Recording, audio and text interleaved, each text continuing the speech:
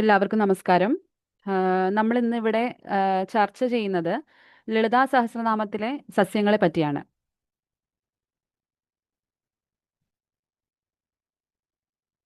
Slide move ചെയ്യുന്നില്ലേ? ഉണ്ട് ഉണ്ട്. ഓക്കെ. ആദി പരാശക്തിയുടെ 1000 പേരുകൾ, 1000 പേരുകളെ ഉൾക്കൊള്ളുന്ന വളരെ ലളിതമായിട്ടുള്ള ഒരു ഭഗവതി സ്തോത്രമാണ് ലളിതാ സഹസ്രനാമം. ലളിതാ സഹസ്രനാമം നമ്മൾ എല്ലാവരും തന്നെ, ഇപ്പോൾ എനിക്ക് തോന്നുന്നു ഈ ഗ്രൂപ്പിലുള്ള എല്ലാവരും തന്നെ ദൈനംദിനമായിട്ട് ചൊല്ലി വരുന്ന, പാരായണം ചെയ്തു വരുന്ന ഒന്നാവണം. നമ്മൾ ഈ ഞാനും ഇതേപോലെ ആ, ഇത് ചൊല്ലിക്കൊണ്ടിരിക്കുന്ന സമയത്തെല്ലാം ദേവിയുടെ ഓരോരോ നാമങ്ങളെ പ്രകീർത്തിച്ചു പറയുമ്പോൾ അതിൽ ഒരുപാട് ദ്രവ്യങ്ങൾ, അതായത് ഒരുപാട് ചെടികളെ മെൻഷൻ ചെയ്തു പോകുന്നുണ്ട്. ഒരുപാട് പുഷ്പങ്ങളുടെ അല്ലെങ്കിൽ സസ്യങ്ങളുടെ എല്ലാം സൂചനകൾ ഇതിൽ നിന്ന് തരുന്നുണ്ട്.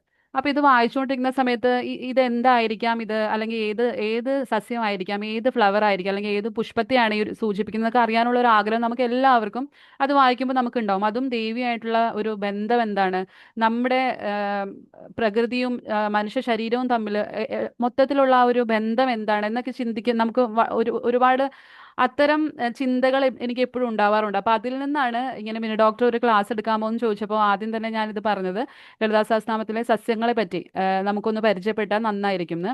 അപ്പൊ നിങ്ങളെ ഓരോരുത്തരെയും പോലെ ഞാനും ഇതിനെപ്പറ്റി അറിഞ്ഞ് എൻ്റെ ഗുരുക്കന്മാരോട് ചോദിച്ചറിഞ്ഞ് ഒക്കെ ചെയ്തിരിക്കുന്ന ഒരു വർക്കാണിത്. അപ്പം ഇതിൽ ആദ്യമേ തന്നെ ലളിതാ സഹസ്രനാമത്തിന്റെ ഒരു ഒരു ചരിത്രം എങ്ങനെയാണെന്ന് നോക്കാം. ലളിതാ സഹസ്രനാമം ആദ്യമായിട്ട് അതിന്റെ ഒരു റെഫറൻസ്, അല്ലെങ്കിൽ ആദ്യമായി ഒരാൾ ഉച്ചരിക്കുന്നത് അഗസ്ത്യമുനിയാണ്. അഗസ്ത്യമുനി ഉച്ചരിക്കുന്നത് തിരുമേയച്ചൂർ എന്ന് പറഞ്ഞിട്ടുള്ള തമിഴ്നാട്ടിലെ ആ, ഒരു കോവിലിൽ വെച്ചിട്ടാണ് ആദ്യമായിട്ട് അഗസ്ത്യമുനി ഇത് സാധാരണക്കാരായ, നമ്മളെ പോലുള്ള സാധാരണക്കാരായ ജനങ്ങൾക്ക് വേണ്ടി ഉച്ചരിക്കുന്നത്. അതിനു മുന്നേ ഇത് എവിടെ നിന്നാണ് ഇതിന്റെ സൃഷ്ടി, എങ്ങനെയായിരുന്നു ഇതിന്റെ സന്ദർഭം എന്ന് നോക്കുകയാണെങ്കിൽ അഗസ്ത്യമുനിക്ക് ഹയഗ്രീവൻ ഒരു വിഷ്ണുവിന്റെ അവതാരമാണ്. വേദങ്ങളെ കവർന്നെടുത്തുകൊണ്ട് ആ, എന്താണ് വേദങ്ങളുടെ എല്ലാം, അതായത് നമ്മുടെ ലോകത്തിലുള്ള വേദങ്ങളുടെ എല്ലാം അധിപനായിട്ട് കണക്കാക്കുന്ന, ജ്ഞാനത്തിന്റെ ഉറവിടമായിട്ട് കണക്കാക്കുന്ന ഒരു ദേവനാണ് ഹയഗ്രീവൻ. ഹയഗ്രീവൻ ആണ് സരസ്വതി ദേവിക്ക് അറിവുകൾ കൊടുത്തിരിക്കുന്നത് എന്നൊരു ഒരു ഐതിഹ്യമുണ്ട്. അപ്പൊ ഹയഗ്രീവനാണ് ആദ്യമായി അഗസ്ത്യമുനിക്ക് ലളിതാ സഹസ്രനാമത്തെ ഉച്ചരിച്ചു കൊടുത്തത്. ഹയഗ്രീവൻ ഇത് എവിടെ നിന്ന് കിട്ടിയെന്ന് വെച്ച് കഴിഞ്ഞാൽ, ദേവി തന്നെ പറയുന്നത്, മഹാത്രിപുര സുന്ദരിയായ ലളിതാംബിക തന്നെ വാഗ്ദേവ വാഗ്ദേവതമാരെ കൊണ്ട് ദേവിയെ പ്രീതിപ്പെടുത്താനായി ദേവി തന്നെ, ദേവിയുടെ ഒരു നിർദ്ദേശപ്രകാരം വാഗ്ദേവതമാരാൽ സൃഷ്ടിക്കപ്പെട്ട ഒരു സ്തോത്രമാലയാണ് ഈ ലളിതാ സഹസ്രനാമം. വാഗ്ദേവതമാരെന്ന് പറയുമ്പോൾ വശിനി, കാമിനി, അരുണ, സർവേശി, കൗളിനി, വിമല, ജയിനി, മേധിനി തുടങ്ങിയ വാഗ്ദേവതമാരാൽ ദേവിയുടെ കേശാദിപാത വർണ്ണനയാണ് പ്രധാനമായും ഈ ലളിതാ സഹസ്രനാമത്തിലുള്ളത്. ഒരു സുപ്രീം പവറിനെ, അതായത് ഒരു ഒരു ആ, ദേവി എന്ന് പറയുമ്പോൾ സൃഷ്ടി, സ്ഥിതി, സംഹാരം എല്ലാം ചേർന്നിരിക്കുന്ന ഒരു ഭാവമാണ് ലളിതാംബിക. ഒരു സ്ത്രീത്വത്തിന്റെ, അതായത് എനിക്ക് തോന്നുന്നു ലോകമെമ്പാടും വെച്ച് നമ്മൾ നോക്കുകയാണെങ്കിൽ ഇത്രയും ഒരു സ്ത്രീയെ ഇത്രയും മനോഹരമായി വർണ്ണിക്കുന്ന ഒരു ഒരു സ്തോത്രം അല്ലെങ്കിൽ ഒരു രേഖ നമുക്ക് ഉണ്ടാവില്ല. അത്രയും വളരെ മനോഹരമായ ഒരു സ്ത്രീയെ വളരെ മനോഹരമായിട്ടുള്ള ഉപമകളോടെ, അലങ്കാരങ്ങളോടെ എല്ലാം ഇതിൽ വർണ്ണിച്ചിട്ടുണ്ട്. അത്രയും ഭക്തിയോടുകൂടി ഒരു പേര് പോലും വീണ്ടും ആവർത്തിക്കപ്പെടാതെ, അത് മറ്റൊരു പ്രത്യേകതയാണ് ഈ ലളിതാ സഹസ്രനാമത്തിന്റെ. ലളിതാ സഹസ്രനാമത്തിലുള്ള 1000 നാമങ്ങളും 1000വും യുണിക്കാണ്. അതായത് ഒരു വാക്ക് പോലും അല്ലെങ്കിൽ ഒരു നാമം പോലും വീണ്ടും അതിൽ ഉച്ചരിക്കപ്പെടുന്നില്ല. ആയിരം ആയിരം നാമങ്ങളും വ്യത്യസ്തങ്ങളായ നാമങ്ങളാണ്. അത് അങ്ങനെ കാണപ്പെടുന്ന വളരെ ചുരുക്കം സ്തോത്രങ്ങളേ ഉള്ളൂ. അതിലൊന്നാണ് നമ്മുടെ ലളിതാ സഹസ്രനാമം.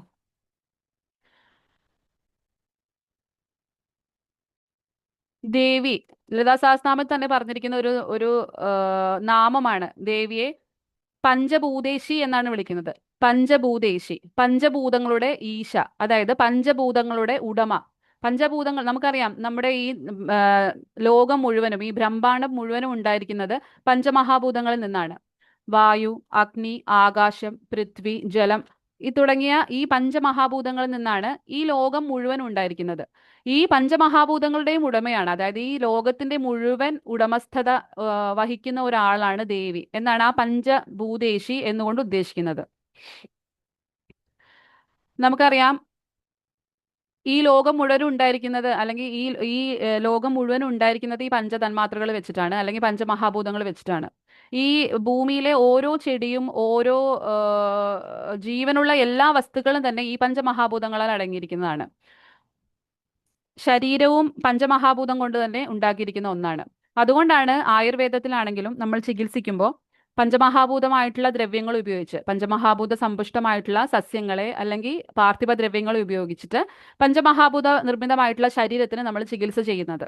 അപ്പോൾ ഇതിന്റെ എല്ലാത്തിന്റെയും ആധാരം ഇരിക്കുന്നത് ഈ ഒരു ദേവി, അതായത് ദേവിയാണ് ഈ ലോകത്തിന്റെ ബ്രഹ്മാണ്ടത്തിന്റെ മുഴുവൻ സുപ്രീം എനർജി ആയിട്ട് പറയുന്നത്. ആ എനർജിയുടെ ഉറവിടം, ഈ ലോകത്തിന്റെ മുഴുവൻ ഊർജത്തിന്റെ ഉറവിടമായിട്ട് കണക്കാക്കപ്പെടുന്നത് ദേവിയാണ്. ദേവിയിൽ നിന്നാണ് എല്ലാം തുടങ്ങുന്നത്, ദേവിയിൽ കൂടെയാണ് എല്ലാം വർത്തിക്കുന്നത്, ദേവിയിൽ തന്നെയാണ് എല്ലാം നശിക്കുന്നതും. അങ്ങനെയാണ് ആ സൃഷ്ടി സ്ഥിതി സംഹാരം എല്ലാം അടങ്ങിയിരിക്കുന്ന ഒരു എനർജിയുടെ ഒരു ഒരു എനർജിയുടെ ഒരു മൊത്തം ആയിട്ടുള്ള ഒരു ഒരു ആകത്തുകയാണ് ലളിതാ സഹസ്രനാമത്തിൽ ദേവിയെ കൽപ്പിച്ചിരിക്കുന്നത്. ലളിതാ സഹസ്രനാമം നമ്മൾ വായിക്കുമ്പോൾ നമുക്ക് ഒരുപാട് നാമങ്ങൾ നമ്മുടെ മുന്നിൽ വന്നു പോകുന്നുണ്ട്. അത് നോക്കുമ്പോൾ സ്ഥാവര ജംഗമ നിരൂപണങ്ങൾ, ദ്രവ്യം എന്ന് പറഞ്ഞു കഴിഞ്ഞാൽ നമ്മൾ ഈ ലോകത്ത് ജീവനുള്ള എല്ലാ വസ്തുക്കളെയും നമ്മൾ ദ്രവ്യത്തിലാണ് പെടുത്തുന്നത്. അപ്പോൾ അതിനെ രണ്ടായിട്ട് തിരിക്കാം: സ്ഥാവര ദ്രവ്യങ്ങൾ, ജംഗമ ദ്രവ്യങ്ങൾ. ദ്രവ്യങ്ങളിൽ പ്രധാനമായും വരുന്ന സസ്യങ്ങളാണ്. ജംഗമ ദ്രവ്യങ്ങളിൽ പശു ഇത്യാദി മനുഷ്യവർഗ്ഗങ്ങളെല്ലാം വരുന്ന ജംഗമ ദ്രവ്യങ്ങളിലാണ്. സ്ഥാവര ദ്രവ്യങ്ങളെ മാത്രമാണ് കൂടുതലായിട്ട് ഈ ഒരു പ്രസന്റേഷൻ ഉൾപ്പെടുത്തിയിരിക്കുന്നത്. സ്ഥാവര ദ്രവ്യങ്ങളുടെ ഒരുപാട് സൂചനകൾ നമുക്ക് ഈ ലളിതാ സഹസ്രനാമത്തിൽ കിട്ടും. അതെങ്ങനെയൊക്കെയാണ് ഇവ വിന്യസിച്ചിരിക്കുന്നതെന്ന് വെച്ച് കഴിഞ്ഞാൽ അലങ്കാരങ്ങളായിട്ട്, അതായത് ഈ സസ്യങ്ങളെ അല്ലെങ്കിൽ സസ്യങ്ങളുടെ പൂക്കളെ ദേവിക്കുള്ള അലങ്കാരങ്ങളായിട്ട് സൂചിപ്പിച്ചിട്ടുണ്ട്. ദേവിക്ക് ചെയ്യുന്ന അർച്ചനയ്ക്ക് ഉപയോഗിക്കാം എന്നുള്ള രീതിയിൽ പറഞ്ഞിട്ടുണ്ട്. ദേവിയുടെ പല അംഗങ്ങൾ പറഞ്ഞല്ലോ, ലളിതാംബികയുടെ കേശാദിപാദ വർണ്ണനയാണ് ലളിതാ സഹസ്രനാമത്തിൽ പ്രധാനമായിട്ടും ഉള്ളത്. അപ്പോൾ ദേവിയുടെ നഖം മുതൽ മുടി വരെയുള്ള എല്ലാ അംഗങ്ങളെയും ഉപമിച്ചിട്ടുണ്ട്, എല്ലാ അംഗങ്ങളെയും വർണ്ണിച്ചിട്ടുണ്ട്. അതിൽ മിക്കവാറും ഉപമകളോട് കൂടിയാണ് ഇതിൽ നരേറ്റ് ചെയ്ത് പോയിരിക്കുന്നത്. മൂക്ക് പറയുമ്പോൾ, കവിൾത്തടം പറയുമ്പോൾ, അങ്ങനെയൊക്കെ ഓരോ ഓരോ ദ്രവ്യങ്ങളുമായിട്ട് അല്ലെങ്കിൽ ഓരോ വസ്തുക്കളുമായിട്ട് ഉപമിച്ചിട്ടാണ് പറയുന്നത്. അറിയാലോ, ലളിതാ സഹസ്രനാമം നമ്മൾ ചൊല്ലണ സമയത്ത് ആദ്യം നമുക്കിതിന്റെ അർത്ഥം അറിയാതെ നമ്മളിങ്ങനെ കാണാപാഠം ചൊല്ലുന്ന ഒരുപാട് സമയം ഉണ്ടാവാം. ആ സമയത്തൊക്കെ നമുക്ക് ഇതിന്റെ അർത്ഥം എന്താ എങ്ങനെയാ അറിയില്ല, നമ്മൾ ആ വാക്കുകൾ അങ്ങനെ തന്നെ ഉച്ചരിച്ച് പോവാണ്. എന്നാൽ പോലും ആ ഒരു ഗുണം നമുക്ക് കിട്ടുന്നുണ്ട്. നമ്മുടെ മൈൻഡ് ഭയങ്കര കാമാവാണ്, നമുക്ക് ഒരുപാട് എനർജി വരികയാണ്. ഇതെല്ലാം നമുക്ക് കിട്ടുന്നുണ്ട്, ആ ഒരു പോസിറ്റീവ് എനർജി നമുക്ക് കിട്ടുന്നുണ്ട്. നമ്മളിങ്ങനെ ചുമ്മാ ചൊല്ലുന്നതിനേക്കാൾ അപ്പുറം അതിന്റെ നാമം അറിയുമ്പോൾ, നമ്മൾ എപ്പോഴും ഒരാളെ കാണുമ്പോൾ ആദ്യം അയാളോട് ചോദിക്കുക അയാളുടെ പേരാണ്. ആ നാമത്തെ അറിഞ്ഞ് അതിനുശേഷം അതിന്റെ രൂപത്തെ അറിഞ്ഞ് അതിനുശേഷം ഗുണം അറിഞ്ഞ്, അങ്ങനെയാണ് നാമരൂപ ഗുണങ്ങളിലൂടെയാണ് നമ്മൾ പോവുക. ലളിതാ സഹസ്രനാമം ചൊല്ലണ തന്നെ ഒരു ഉപാസനയാണ് അല്ലെ. നമ്മളെല്ലാവരും ഓരോ ഉപാസകന്മാരാണ് ലളിതാ സഹസ്രനാമം ചൊല്ലുമ്പോൾ. ആ ഉപാസനയിൽ ദേവി പറഞ്ഞല്ലോ, എൻ്റെ പ്രപഞ്ചം തന്നെ ദേവിയാണ്.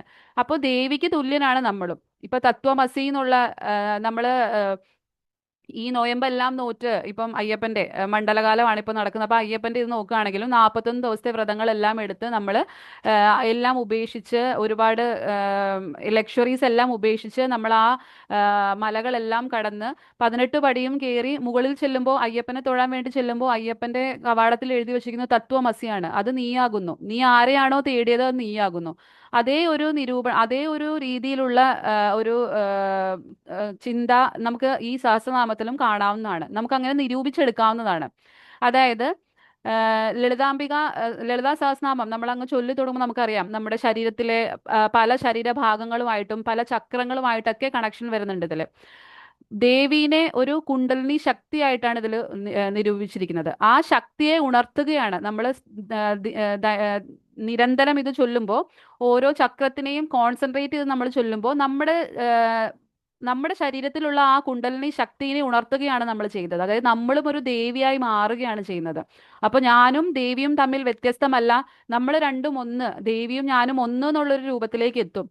അതെത്തണമെങ്കിൽ ഈ പറഞ്ഞ പോലെ ആദ്യ കാലഘട്ടങ്ങളിലല്ല, പക്ഷെ നിരന്തരമായിട്ടുള്ള ഉപാസനകൾ വഴി, നിരന്തരമായിട്ടുള്ള സാധനങ്ങൾ വഴി അവസാനം നമ്മൾ എത്തിപ്പെടുന്നത് ആ ഒരു അവസ്ഥയിലേക്കാണ്.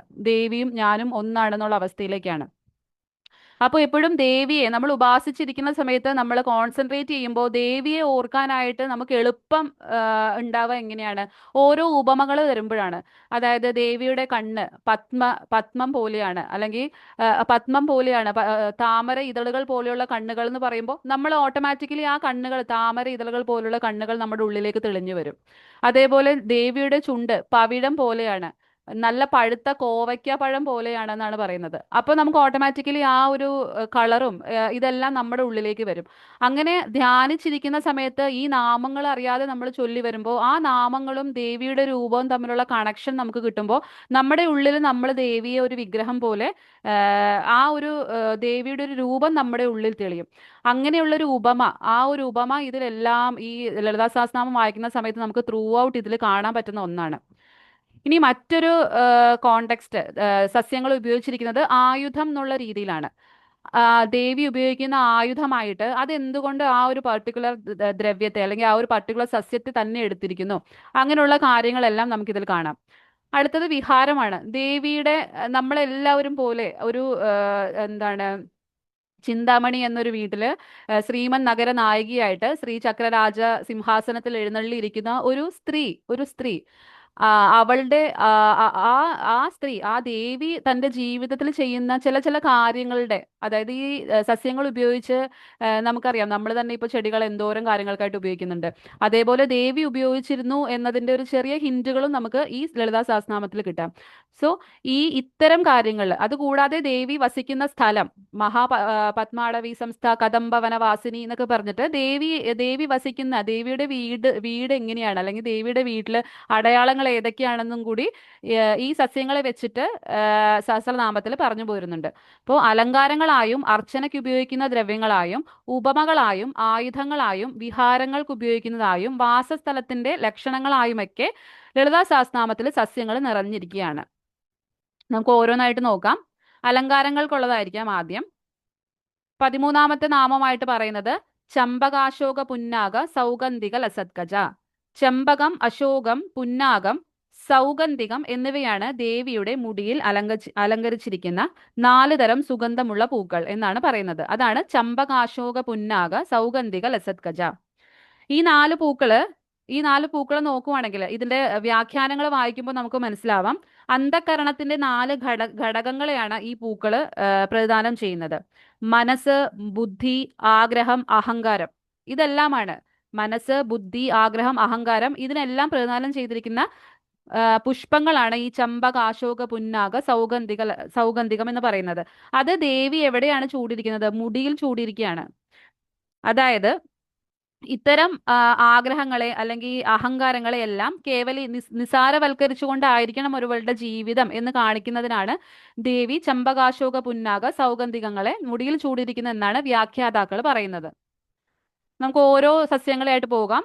എല്ലാവർക്കും സുപരിചിതമാണിത് ചമ്പകം. ഈ ചമ്പകം എന്ന് പറയുമ്പോൾ ത്രൂ ഔട്ട് ഇതിപ്പം കേരളത്തിലെ ഏതൊക്കെ ഭാഗത്തിരുന്നത് കേൾക്കുന്നുണ്ടെന്ന് എനിക്കറിയില്ല. ചെമ്പകം എന്ന് പറയുമ്പോൾ പലരും പല അതായത് അടി ഉണ്ടാക്കാനുള്ള വകുപ്പുള്ളൊരു ഇതാണ് ചെമ്പകം. ചില നാടുകളിൽ ചെമ്പകം എന്ന് പറയുന്നത് പ്ലുമേറിയ സ്പീഷീസിൽ വരുന്ന പ്ലുമേറിയ, അതായത് ഞങ്ങളിവിടെ എറണാകുളത്തുകാർ അതിന് പറയുന്നത് പാലപ്പൂ എന്നാണ്. മിക്കവാറും ഗാർഡൻ വെറൈറ്റി ഒക്കെ ആയിട്ട് വെച്ച് പിടിപ്പിക്കുന്ന ഒരു സസ്യമാണ് ഈ പാലപ്പൂ. ഈ പാലപ്പൂവിന് തന്നെ ചെമ്പകം എന്നുള്ള പേരിൽ കേരളത്തിന്റെ മറ്റു പല സ്ഥലങ്ങളിലും അറിയുന്നുണ്ട്. സോ പക്ഷെ നമ്മൾ സംസ്കൃതം എടുത്ത് നോക്കുമ്പോൾ, ലളിതാ സഹസ്രനാമം സംസ്കൃതത്തിൽ എഴുതിയിരിക്കുന്ന ഒരു സ്തോത്രമാണ്. സംസ്കൃതം എടുത്ത് നോക്കുമ്പോൾ ചെമ്പകം എന്ന് പറയുന്നത് മൈക്കേലിയ ചമ്പക എന്ന് ബൊട്ടാണിക്കൽ നെയിമുള്ള ശാസ്ത്രീയ നാമങ്ങൾ പറയുന്നത് കുറച്ചും കൂടി നിങ്ങൾക്ക് ഇനി ഫർദർ പോയി റെഫർ ചെയ്യണമെങ്കിൽ ഏത് സസ്യമാണെന്ന് അറിയണമെങ്കിൽ ഉപകരിക്കാൻ വേണ്ടിയിട്ടാണ്. കാരണം നമ്മൾ പറയുന്ന ലോക്കൽ നെയിമുകൾ, മലയാളം പേരുകൾ പല സ്ഥലത്തും പലതായിരിക്കാം. പക്ഷേ ബൊട്ടാണിക്കൽ നെയിമുകൾ, ശാസ്ത്രീയ നാമങ്ങൾ പറയുമ്പോൾ അതൊരു യൂണിഫോം നെയിമാണ്. നമുക്കത് ഐഡന്റിറ്റി കുറച്ചും കൂടി കറക്റ്റ് ആയിട്ട് കിട്ടാൻ വേണ്ടിയിട്ടാണ് ഈ ബൊട്ടാണിക്കൽ നെയിമുകൾ പറയുന്നത്. മൈക്കേല ചമ്പക എന്നാണ് ചമ്പകത്തിന്റെ ചമ്പക പുഷ്പത്തിന്റെ ബൊട്ടാണിക്കൽ നെയിം. ശീതവീര്യമാണ്. നമുക്കറിയാലോ, ദേവിയെ വാഗ്ദേവതമാര് പ്രകീർത്തിക്കുന്നത്, ദേവി സംഹാരം കഴിഞ്ഞ് ഉഗ്രരൂപിണിയായിട്ടിരിക്കുന്ന സമയത്ത് ദേവിയെ ശാന്തിപ്പെടുത്താൻ വേണ്ടിയിട്ട് സംസാരിക്കുന്ന, അല്ലെങ്കിൽ ശാന്തിപ്പെടുത്താൻ വേണ്ടിയിട്ട് പ്രകീർത്തിച്ച് പാടുന്നതാണ് ലളിതാ സഹസ്രനാമം. നമ്മൾ എടുത്ത് നോക്കിയാൽ ലളിതാ സഹസ്രനാമത്തിലെ ഒട്ടുമിക്ക ദ്രവ്യങ്ങൾക്കും എല്ലാം ഈ ഒരു ശീതഗുണമുണ്ട്. ഒരു തണുപ്പാണ്, മനസ്സിനെ തണുപ്പിക്കുന്ന, ഹൃദ്യമായിട്ടുള്ള, നല്ല സുഗന്ധമുള്ള, അതായത് ആ ഒരു അരോമ മൈൻഡിനെ കാമാക്കുന്ന. അപ്പൊ ദേവിയെ മാത്രമല്ല, അത് കേൾക്കുന്ന നമ്മളും ഓട്ടോമാറ്റിക്കലി മൈൻഡിനെ കാമായി, ആങ്സൈറ്റി, ടെൻഷൻ, സ്ട്രെസ് ഇതെല്ലാം കുറഞ്ഞ് മൈൻഡിനെ കാമാക്കാം എന്നുള്ള എല്ലാ ഉപാധികളും ഉള്ള ഒരു ഉപാധിയാണ് സഹസ്രനാമം. ഈ പ്രത്യേക ദ്രവ്യത്തെ പറ്റി പറയുകയാണെങ്കിൽ ഹൃദ്യമാണ്, സുഗന്ധപൂരിതമാണ്, വിഷത്തിന് ഉപയോഗിക്കുന്നു, വിഷത്തിന് എഗെയിൻസ്റ്റ് ആയിട്ട് ഉപയോഗിക്കുന്നതാണ്, ദാഹനാശനമാണ്, നമ്മൾ ഉണ്ടാവുന്ന ദാഹത്തെ കുറയ്ക്കാൻ. നമുക്കപ്പോൾ ആ ദേവി ആ സംഹാരം കഴിഞ്ഞിരിക്കുന്ന ആ ഒരു അവസ്ഥയിൽ ഉള്ള ഇതുമായിട്ടൊന്ന് ചെയ്യുവാണെങ്കിലും അതുമായിട്ട് കൂടുതൽ കോറിലേറ്റ് ചെയ്തിരിക്കുന്ന ഇതാണ്. മുടിയിൽ ചൂടുക എന്ന് പറഞ്ഞു കഴിഞ്ഞാൽ തന്നെ ഇതിൽ ഒരുപാട് വൊളട്ടൈൽ ഓയിൽസ് ഉള്ളതാണ്. അതായത് വൊളട്ടൈൽ ഓയിൽസ് എന്ന് പറയുമ്പോൾ ഒരു സസ്യത്തിൽ അടങ്ങിയിരിക്കുന്ന സുഗന്ധത്തിന്റെ സുഗന്ധം പേറുന്ന കെമിക്കലുകളെയാണ് നമ്മൾ വൊളട്ടൈൽ ഓയിൽസ് എന്ന് പറയാം. അതായത് അതൊരു എണ്ണയാണ്. എന്താ പറയാ, ചൂടാക്കി കഴിഞ്ഞാൽ പെട്ടെന്ന് നഷ്ടപ്പെട്ടു പോകും. പക്ഷേ നമ്മൾ വെറുതെ തിരുമ്മി ഒന്ന് മണത്താൽ, ഒരു എക്സാമ്പിൾ പറയുകയാണെങ്കിൽ ജീരകം, അയമോദകം ഇതെല്ലാം നമ്മൾ കയ്യിലിട്ടൊന്ന് ക്രഷ് ചെയ്ത് ഒന്ന് ഞെരടി മണത്ത് കഴിഞ്ഞാൽ നമുക്ക് ആ ഒരു സ്മെല്ല് കിട്ടുമല്ലോ, ഒരു സുഗന്ധം കിട്ടുമല്ലോ. ആ സുഗന്ധത്തിനെയാണ് നമ്മൾ വോളട്ടൈൽ ഓയിൽ പ്രിൻസിപ്പിൾസ് ഉള്ളതുകൊണ്ടാണ് അത് നമുക്ക് ആ സുഗന്ധം കിട്ടുന്നത്. അപ്പം അത് അരോമാ തെറാപ്പിയെ പറ്റി, അതായത് നമ്മളിപ്പോൾ ഒരുപാട് പ്രിവലന്റ് ആയിക്കൊണ്ടിരിക്കുന്ന ഒരു ചികിത്സാ സമ്പ്രദായമാണ് അരോമാ തെറാപ്പി. അരോമാ തെറാപ്പിയിലൊക്കെ ഉപയോഗിക്കുന്നത് ഈ വോളട്ടൈൽ ഓയിൽ വെച്ചിട്ടാണ്. നമ്മൾ എന്താണ് ക്യാൻഡില്, ഈ വോളട്ടൈൽ ഓയിൽസ് അടങ്ങിയിട്ടുള്ള ക്യാൻഡിലുകൾ കത്തിച്ച് വെക്കുമ്പോൾ, അല്ലെങ്കിൽ നമ്മുടെ വീട്ടിൽ തന്നെ നമ്മൾ എന്താണ് വിളക്ക് കത്തിക്കുമ്പോഴെല്ലാം നമുക്ക് ആ ഒരു അരോമ, ആ ഒരു സുഗന്ധം നമ്മുടെ ബോഡിയിലേക്ക് വരുന്നുണ്ട്. അപ്പൊ അത് ഓട്ടോമാറ്റിക്കലി നമ്മുടെ മൈൻഡിനെ കാം ചെയ്യാനായിട്ട് ഹെൽപ്ഫുൾ ആയിട്ടുള്ള സാധനമാണ്. നമുക്കറിയാം, നമ്മുടെ ഇമോഷൻസ് എല്ലാം വരുന്നത് ലിംബിക് സിസ്റ്റം വഴിയാണ്, നമ്മുടെ ബ്രെയിനിലുള്ള ലിംബിക് സിസ്റ്റം വഴിയാണ്. ഇത് നേരെ നമ്മൾ ശ്വാസം എടുക്കുന്ന സമയത്ത് നേരെ ഓൾഫാക്ടറി നെർവ് വഴി വർക്ക് ചെയ്യുന്ന ലിംബിക് സിസ്റ്റത്തിൽ പോയിട്ട് അവിടെ വെച്ചിട്ട് തന്നെ മൈൻഡിനെ കാം ചെയ്ത് വിടുന്ന സാധനങ്ങളാണ്. അപ്പം ഈ സഹസ്രനാമത്തിൽ ഉടനീളം കാണുന്ന ദ്രവ്യങ്ങളിലെല്ലാം തന്നെ ഈ ഒരു സുഗന്ധം വളരെ മുന്നിട്ട് നിൽക്കുന്ന ദ്രവ്യങ്ങളാണ്. നമ്മൾ മൊത്തത്തിൽ നോക്കിക്കഴിഞ്ഞാൽ ഒരുപാട് സുഗന്ധം മുന്നിട്ട് നിൽക്കുന്ന ദ്രവ്യങ്ങളാണ്. കൂടുതലും റെഡ് കളർ, ചുവന്ന വർണ്ണത്തെ കാണിക്കുന്ന ദ്രവ്യങ്ങളാണ്. ഒരു പിത്തശമനം, അത് മാത്രമല്ല ഒരു ശീതഗുണം എല്ലാം തരുന്ന രീതിയിലുള്ള ഒരു ദ്രവ്യങ്ങളാണ് കൂടുതൽ ഉണ്ടാവുക. അപ്പൊ നമുക്ക് മൈൻഡിനെ കാം ചെയ്യാനായിട്ട്, ഈ സുഗന്ധം എപ്പോഴും മനസ്സിനെ തണുപ്പിക്കാൻ ഉതകുന്ന ഒരു ഇതാണ്. അത്തരത്തിലുള്ള ഒരു സസ്യം കൂടിയാണ് ഈ മൈക്കേലിയ ചമ്പകം. നമ്മൾ ആയുർവേദത്തിൽ സ്കിൻ ഡിസീസിനും പിന്നെ വ്രണം ഉണങ്ങാനൊക്കെ ആയിട്ട് ഇത് യൂസ് ചെയ്യുന്നുണ്ട്. അപ്പോൾ ദേവിക്ക് പ്രിയപ്പെട്ട ഒന്നാണ് ഈ ചമ്പക പുഷ്പം. അടുത്തത് അശോകം. ഇത് എല്ലാവർക്കും പരിചിതമായിരിക്കുന്ന ഒരു സസ്യമായിരിക്കും. അശോകവനം മുതൽ, രാമായണം മുതൽ നമ്മുടെ പല പുരാണങ്ങളിലും മെൻഷൻ ചെയ്ത് പോയിരിക്കുന്ന ഒന്നാണ് അശോകം. ഇതും നോക്കിക്കഴിഞ്ഞാൽ പിത്തശമനത്തിന് വേണ്ടിയിട്ടും ഒക്കെ ആയിട്ട് കൊടുക്കുന്ന ഒരു ദ്രവ്യമാണ് അശോകം. അശോകത്തിന്റെ ഈ പൂക്കള് ദേവി മുടിയിൽ ചൂടിരിക്കുന്നു എന്നാണ് പറയണത്. ഈ അശോകത്തിന്റെ പൂ നോക്കുകയാണെങ്കിൽ അതിനും വർണ്ണ്യം അതായത് നമ്മൾ ഉപയോഗിക്കുകയാണെങ്കിൽ നമ്മുടെ കോംപ്ലക്ഷൻ, മുഖത്ത് വന്നിരിക്കുന്ന കറുത്ത പാടുകൾ ഇതൊക്കെ പോവാൻ വേണ്ടിയിട്ട് ഇത് വെച്ചിട്ട് നമ്മൾ എണ്ണ കാച്ചി മുഖത്ത് തേക്കാറുണ്ട്. സ്കിൻ ഡിസീസുകൾക്കും ഇത് എണ്ണ കാച്ചി തേക്കുന്നത് വളരെ നല്ലതാണ്. അപ്പൊ ഇതിനാണ് അശോക പുഷ്പം. സറാക്ക അശോക എന്നാണ് ബൊട്ടാണിക്കൽ നെയിം. സറാക്ക അശോക എന്നാണ് ബൊട്ടാണിക്കൽ നെയിം. എടുത്തു പറയേണ്ട ഒരു കാര്യം എന്ന് വെച്ച് കഴിഞ്ഞാല് ഇതൊരു ത്രട്ടൻഡ് ആയിട്ടുള്ള ഒരു പ്ലാന്റ് ആണ്. ഇപ്പൊ നമുക്ക് നിലവിൽ ഒരുപാട് കൾട്ടിവേഷൻ നടക്കുന്നുണ്ട്. മിക്കവാറും റോഡ് സൈഡിലും പിന്നെ ഈ അമ്പലങ്ങൾ കേന്ദ്രീകരിച്ചും കാവുകൾ കേന്ദ്രീകരിച്ചും ഒക്കെ ഒരുപാട് പേര് ഇത് വെച്ച് പിടിപ്പിക്കുന്നുണ്ട്. പക്ഷെ എന്നാലും നമ്മൾ നാച്ചുറൽ ഹാബിറ്റാറ്റ് എന്ന് പറയുമ്പോൾ ഒരു സസ്യം ഉണ്ടായിരിക്കേണ്ട സ്ഥലം, നമ്മൾ വെച്ച് പിടിപ്പിക്കേണ്ട ണതല്ല, അതല്ലാതെ അത് നാച്ചുറലി വളർന്നു വരുന്ന സ്ഥലത്ത് ഇതിനെ കാണുക ഇപ്പൊ വളരെ കുറവാണ്. അതുകൊണ്ട് ഇതിനെ ത്രട്ടൻഡ് ആയിട്ടാണ് IUCN റെഡ് ലിസ്റ്റിൽ പെടുത്തിയിരിക്കുന്നത്. അപ്പം ലളിതാ സഹസ്രനാമത്തിൽ വരുന്ന ഒരു സസ്യമാണ്. നമ്മളിത് വെച്ച് പിടിപ്പിക്കുമ്പോൾ ആ ദേവിക്ക് പ്രിയപ്പെട്ട ഒരു സസ്യം കൂടിയാണ്. അപ്പൊ അതിനെ പരിപാലിക്കുമ്പോൾ അതിന്റെ ഒരു ഗുണം കൂടി നമുക്ക് കിട്ടും. അപ്പൊ അതുകൊണ്ട് ഈ സസ്യം വീട്ടിലുള്ളവർ വെട്ടിക്കളയാതെ അതിനെ സൂക്ഷിക്കുക. ഇല്ലാത്തവർ തൈകൾ ഇപ്പോൾ ഒരുപാട് നഴ്സറികളിലെല്ലാം കിട്ടുന്നുണ്ട്, വാങ്ങി വീട്ടിൽ വെക്കുക. മരുന്നായിട്ട് നമുക്ക് ഉപയോഗിക്കാൻ പറ്റുന്ന ഒരു ദ്രവ്യമാണിത്, ഒരു സസ്യമാണിത്. അടുത്തത് പുന്നാകം. പുന്നാകം എന്ന് പറയുമ്പോൾ പുന്ന എന്ന് തന്നെയാണ് മലയാളത്തിൽ പറയുക. കാലോഫില്ലം ഈനോഫില്ലം എന്നാണ് ബൊട്ടാണിക്കൽ നെയിം. കാലോഫില്ലം ഈനോഫില്ലം. പുന്നാകം മിക്കവാറും പുഴയുടെ തീരത്തൊക്കെ കാണുന്നതാണ്. പുന്നാകം പൂക്കും എന്നൊക്കെ പറഞ്ഞിട്ട് നമ്മൾ പാട്ടുകളൊക്കെ കേൾക്കുന്നുണ്ടല്ലോ.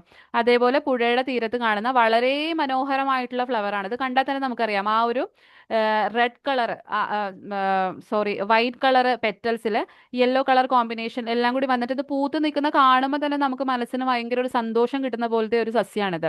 ഇതിനാണ് പുന്നാകം അല്ലെങ്കിൽ പുന്ന എന്ന് പറയുന്നത്. ഇതും മെഡിസിനലി നമ്മൾ ഒരുപാട് യൂസ് ചെയ്യുന്ന ഒരു സസ്യമാണ്.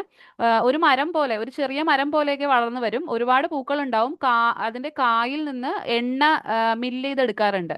നമ്മൾ നാളികേരത്തിൽ നിന്നൊക്കെ എണ്ണ എടുക്കുന്ന പോലെ തന്നെ ഇതൊന്നും നമ്മൾ എണ്ണ എടുക്കാറുണ്ട്. അതും സ്കിൻ ഡിസീസിന് ഒരുപാട് യൂസ്ഫുൾ ആണ്. അശോകം പോലെ തന്നെ ഈ ഫ്ലവറും സ്കിന്നിന് വർണ്ണം, അല്ലെങ്കിൽ സ്കിൻ ഡിസീസുകൾക്ക്, തൊലിപ്പുറമേ ഉണ്ടാകുന്ന രോഗങ്ങൾക്കൊക്കെ ഒരുപാട് യൂസ്ഫുൾ ആയിട്ടുള്ളൊരു ഫ്ലവർ കൂടിയാണ് പുന്ന.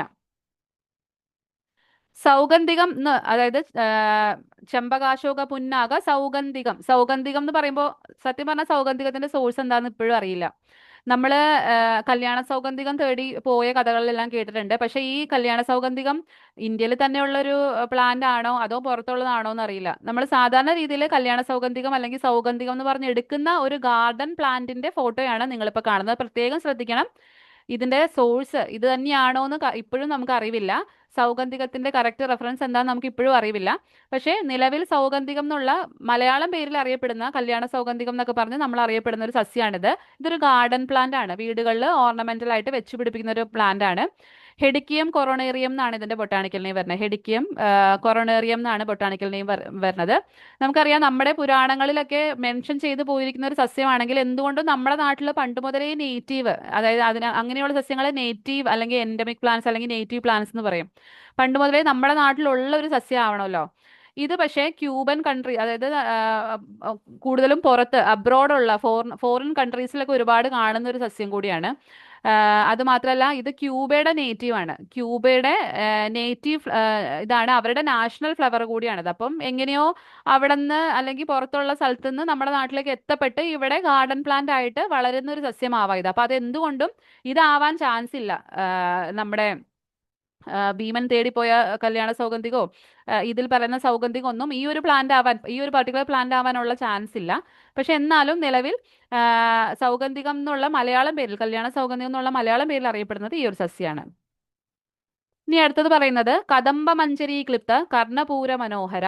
കദംബമഞ്ജരി ക്ലിപ്ത, കദംബത്തിന്റെ പൂക്കൾ കൊണ്ട്, അതിന്റെ പൂങ്കുലകൾ കൊണ്ട് കർണപൂര മനോഹര, അത് ആഭരണമാക്കിയവളെ എന്നാണ്. അതായത് കർണാഭരണമാക്കിയവളെ, കദംബ പുഷ്പം എടുത്ത് കർണാഭരണമാക്കിയവളെ എന്നാണ് പറയുന്നത്. ഈ ഈ ഫോട്ടോയിൽ കാണുന്ന ആ മനോഹരമായിട്ടുള്ള റൗണ്ട് നല്ല യെല്ലോ കളറിലെ ബോൾ പോലെ ഇരിക്കുന്ന ആ ഫ്ലവർ ആണ് കദംബം എന്ന് പറയുന്നത്. ആന്തോസഫാലസ് കടമ്പ, നിയോലാമാർക്കിയാന കടമ്പ എന്നൊക്കെ പറഞ്ഞിട്ട് ആണ് അതിന്റെ സോഴ്സ് പറയുന്നത്. പക്ഷേ ശരിക്കുമുള്ള കദംബം നമ്മൾ നോക്കുകയാണെങ്കിൽ, ശരിക്കുമുള്ള ഈ കദംബം എന്നുള്ളൊരു വാക്ക് നമ്മൾ എടുത്തു നോക്കുകയാണെങ്കിൽ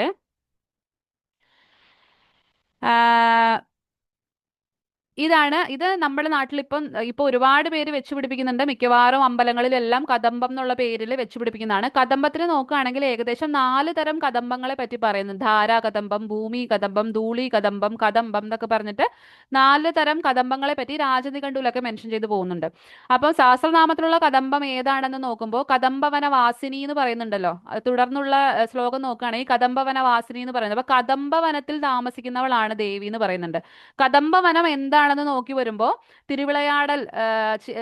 തിരുവിളയാടലിലും തിരുവിളയാടൽ പുരാണത്തിലും, അതായത് തമിഴ് സാഹിത്യത്തിൽ വരുന്ന, പുരാണ സാഹിത്യത്തിൽ വരുന്ന തിരുവിളയാടൽ ചരിത്രത്തിലും സിലപ്പതികാരത്തിലൊക്കെ കദംബവനമായിട്ട് കണക്കാക്കപ്പെടുന്ന മധുരേനെയാണ്.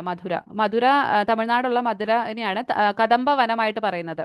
അപ്പോൾ നമ്മൾ അവിടെ പോയി, അപ്പൊ കദംബവനമാണല്ലോ മധുര. അപ്പൊ മധുരയിൽ പോയി നോക്കുവാണെങ്കിലോ അവിടെ നിൽക്കുന്നത് ഈ ഒരു പർട്ടിക്കുലർ ട്രീ അല്ല, പകരം ഇതാണ്.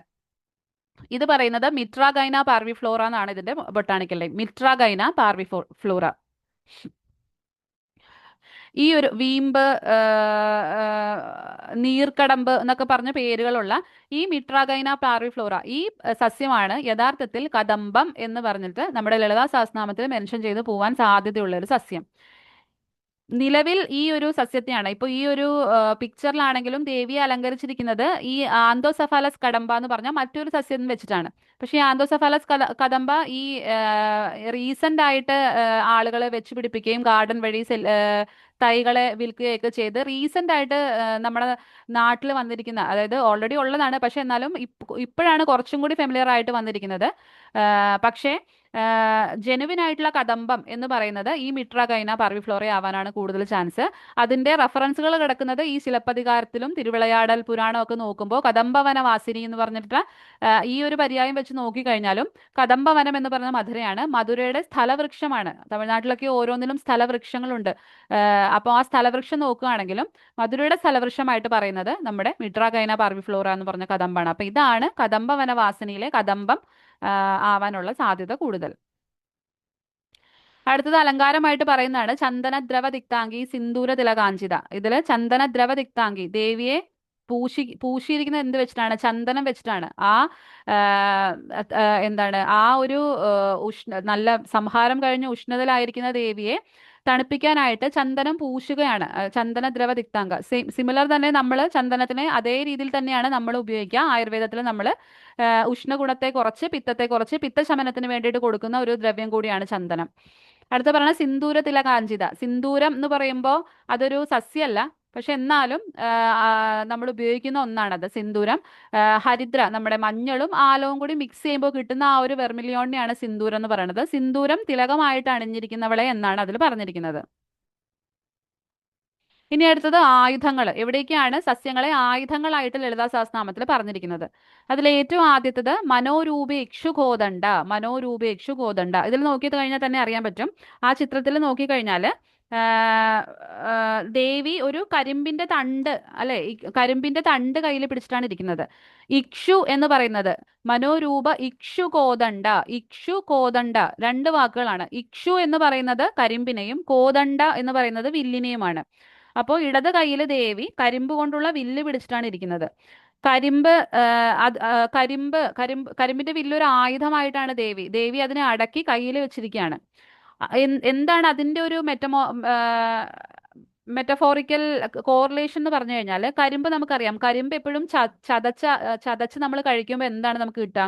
കരിമ്പിനെ എടുത്ത് നമ്മൾ ചതച്ച് അതായത് നമ്മൾ പിഴിഞ്ഞെടുക്കുന്ന സമയത്ത് അതിനെ പിഴിഞ്ഞു വരുന്ന സമയത്ത് അതിൽ നിന്ന് മധുരവും നല്ല രുചികരമായിട്ടുള്ള നീരാണ് നമുക്ക് ലഭിക്കുക.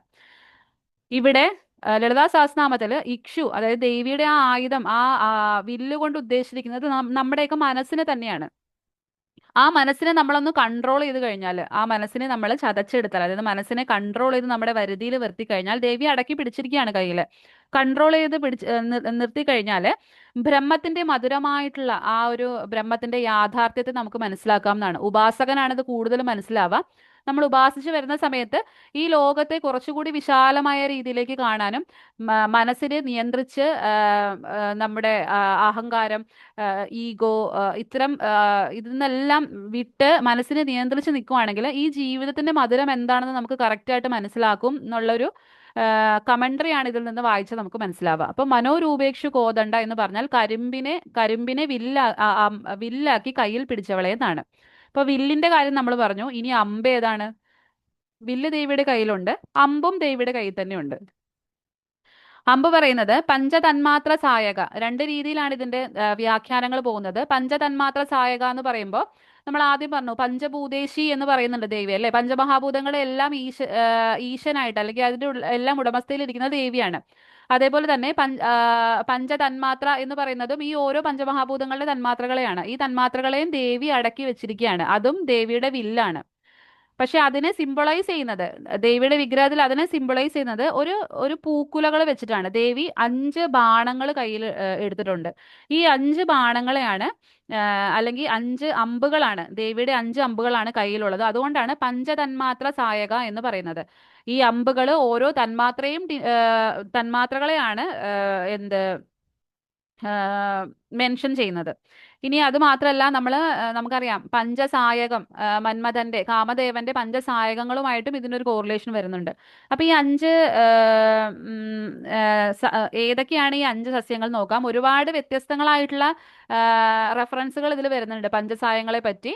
ആ, കൂടുതൽ അക്സെപ്റ്റബിൾ ആയിട്ടുള്ള ഒരു കോറിലേഷൻ, ആദ്യത്തെ ഒരു സെറ്റാണ് ആദ്യത്തെ 5 എണ്ണം, അടുത്ത റെഫറൻസ് ആണ് അടുത്ത 5 എണ്ണം. അങ്ങനെ ഈ അഞ്ചഞ്ച് സസ്യങ്ങളെയാണ് പഞ്ചസായകന്റെ, അതായത് മന്മഥന്റെ അമ്പ് അല്ലെങ്കിൽ ദേവിയുടെ കയ്യിലിരിക്കുന്ന പഞ്ചതന്മാത്ര സായക എന്ന് ഉദ്ദേശിക്കുന്ന ഈ പൂക്കളുടെ കൂട്ടം, 5 പൂക്കളുടെ കൂട്ടത്തെയാണ്, 5 പൂക്കളെയാണ് ദേവി അമ്പായിട്ട് വെച്ചിരിക്കുന്നത്.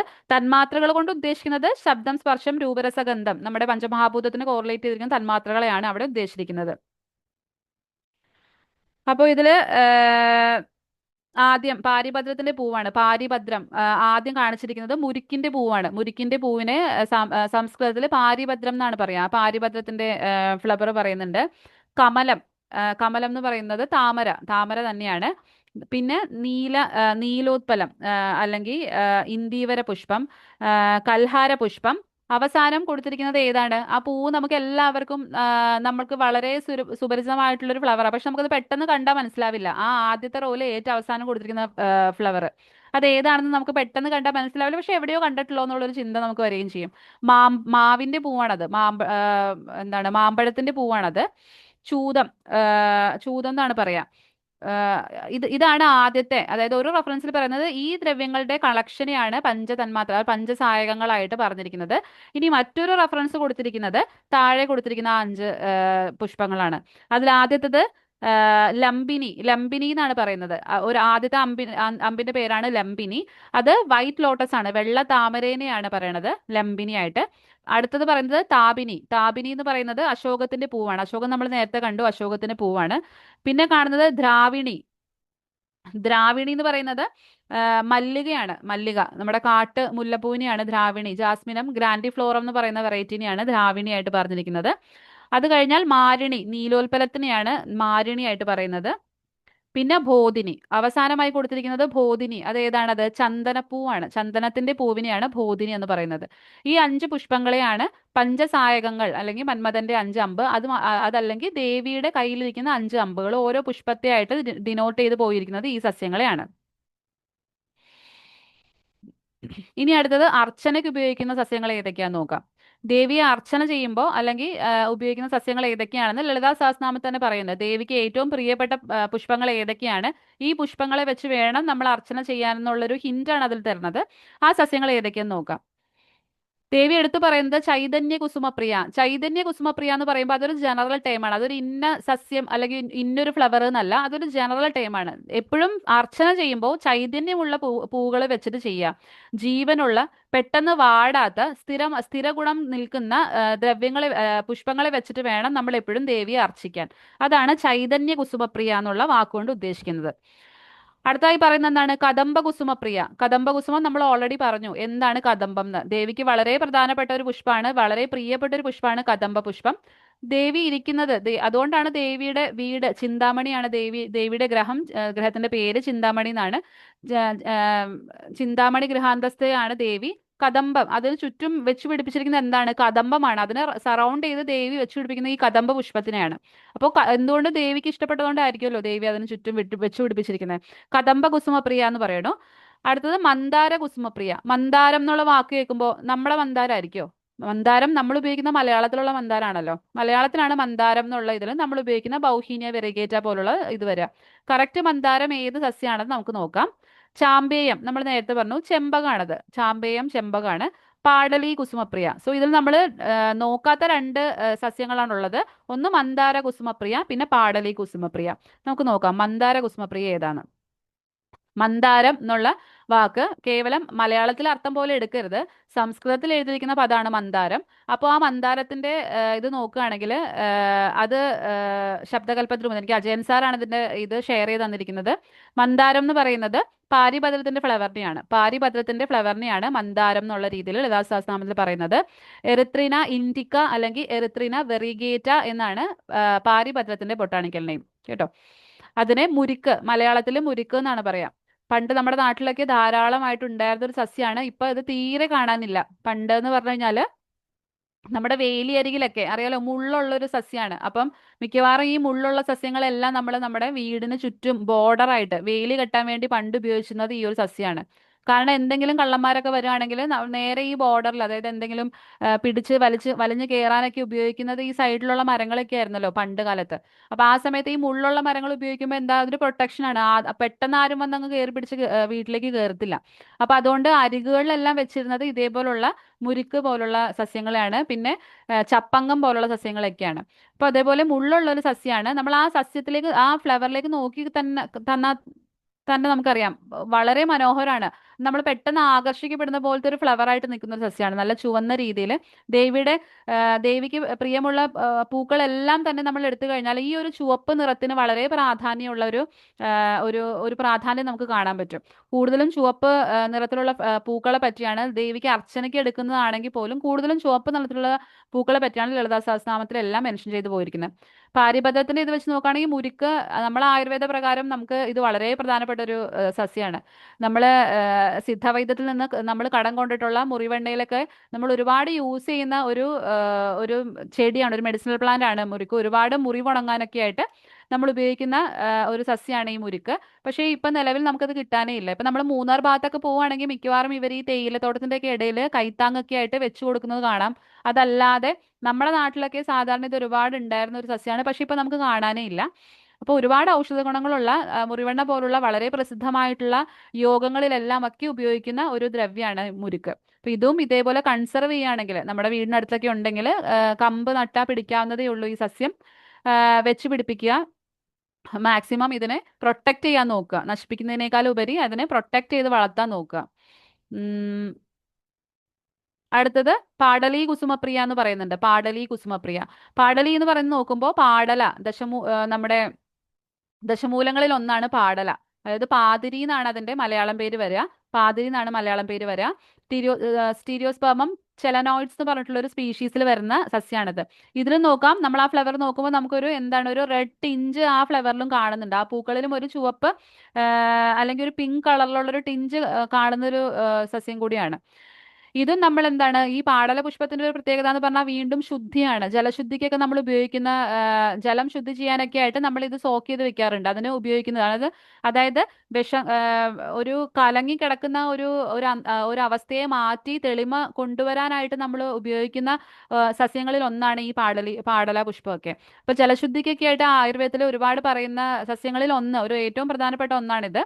അപ്പൊ അതും തന്നെ നമ്മുടെ ദേവിയെ നമ്മൾ ഇതുകൊണ്ട് അർച്ചിച്ചു കഴിയുമ്പോൾ, ഈ പുഷ്പങ്ങൾ കൊണ്ട് ദേവിയെ അർച്ചിച്ചു കഴിയുമ്പോൾ കലുഷിതമായിരിക്കുന്ന നമ്മുടെ മനസ്സും തെളിഞ്ഞ വെള്ളം പോലെ ആകും എന്നൊക്കെയാണ് നമ്മുടെ വ്യാഖ്യാതാക്കള് ഇതിന് തരുന്ന ഒരു വിശദീകരണങ്ങൾ. അപ്പൊ ഇതാണ് പാടലി കുസുമപ്രിയ എന്ന് പറയുമ്പോൾ ഈ ഒരു സസ്യത്തിന്റെ ഫ്ലവറിനെയാണ്, പൂവിനെയാണ് അതിൽ ഉദ്ദേശിച്ചിരിക്കുന്നത്. ഇനി അടുത്തത് നമ്മൾ നോക്കുന്നത് ഉപമയാണ്. ഉപമ എന്തൊക്കെ സസ്യങ്ങൾ വെച്ചിട്ടാണ്, ഏതൊക്കെ പൂക്കൾ വെച്ചിട്ടാണ് ദേവിയെ ഉപമിച്ചിരിക്കുന്നത്. അതിൽ ഏറ്റവും പ്രധാനപ്പെട്ടതെന്ന് പറയുന്നത് എപ്പോഴും എന്ത് താമര തന്നെയാണ്. കാരണം നമുക്കറിയാം ഒരു താമര, ലോട്ടസ് എന്ന് പറയുമ്പോൾ നമ്മുടെ ഹിന്ദു മിത്തോളജി വെച്ച് നോക്കുമ്പോൾ ഒരുപാട് മെറ്റഫോറിക്കൽ കോറിലേഷൻ വരുന്ന ഒരു ദ്രവ്യം കൂടിയാണ് താമര. ചെളിയിൽ നിന്ന് വളർന്നിട്ട് അല്ലെ, ചെളിയിൽ നിന്ന് വളർന്ന് ദൂരേക്ക് ഉയർന്നു പൊങ്ങി മാനത്തേക്ക് നോക്കി നിൽക്കുന്ന, അതായത് ഒരു കൺസെപ്റ്റ് ആണ് എപ്പോഴും താമരയ്ക്കുള്ളത്. അതൊരു ഡിവൈൻ ഫീച്ചറാണ്. ആ ഒരു ഡിവൈനിറ്റി അല്ലെങ്കിൽ ഒരു ഫിമനൈൻ എനർജി, ആ ഒരു ഫിമനൈൻ എനർജി, റീപ്രൊഡക്ഷന്റെ അല്ലെങ്കിൽ ഒരു ക്രിയേഷന്റെ ഒക്കെ എനർജി കാണിക്കുന്ന ഒന്നാണ് എപ്പോഴും താമര. നമുക്ക് നോക്കാം വേര്, താമരയുടെ വേര് ചെളിയിൽ ഊന്നിയായിരിക്കും നിൽക്കണ്ടാവുക. അതിന്റെ ഇലകൾ എങ്ങനെയാണ് വെള്ളത്തിന് പൊങ്ങി ഫ്ലോട്ട് ചെയ്ത് നിൽക്കുകയാണ്. വെള്ളത്തിൽ തന്നെയാണെങ്കിൽ പോലും വെള്ളം അതിലേക്ക് അഫക്റ്റ് ആവുന്നില്ല. താമരയിലയിൽ വെള്ളം വന്ന് വീണ് കഴിഞ്ഞാൽ എങ്ങനെയാണെന്ന് അറിയാലോ, അത് ചിന്നി ചിതറി അങ്ങ് പോവേ ഉള്ളൂ. ഒരിക്കലും അതിലേക്ക് വന്ന് വെള്ളം അഫക്റ്റ് ആവുന്നില്ല. അത് വെള്ളത്തിലാണ് കിടക്കുന്നെങ്കിൽ പോലും വെള്ളത്തിൽ അഫക്റ്റ് ചെയ്യാതെ നിൽക്കുന്ന ഒരു സസ്യം. അതിന്റെ പൂക്കളാണെങ്കിലോ ഉയർന്നു പൊങ്ങി ആകാശത്തേക്ക് നിൽക്കുന്ന, അതല്ലേ ഉയർന്ന് നല്ല വിടർന്ന് ഉല്ലസിച്ച് ആകാശത്തേക്ക് നോക്കി നിൽക്കുന്ന ഒരു പുഷ്പത്തോട് കൂടിയ ഒരു സസ്യമാണിത്.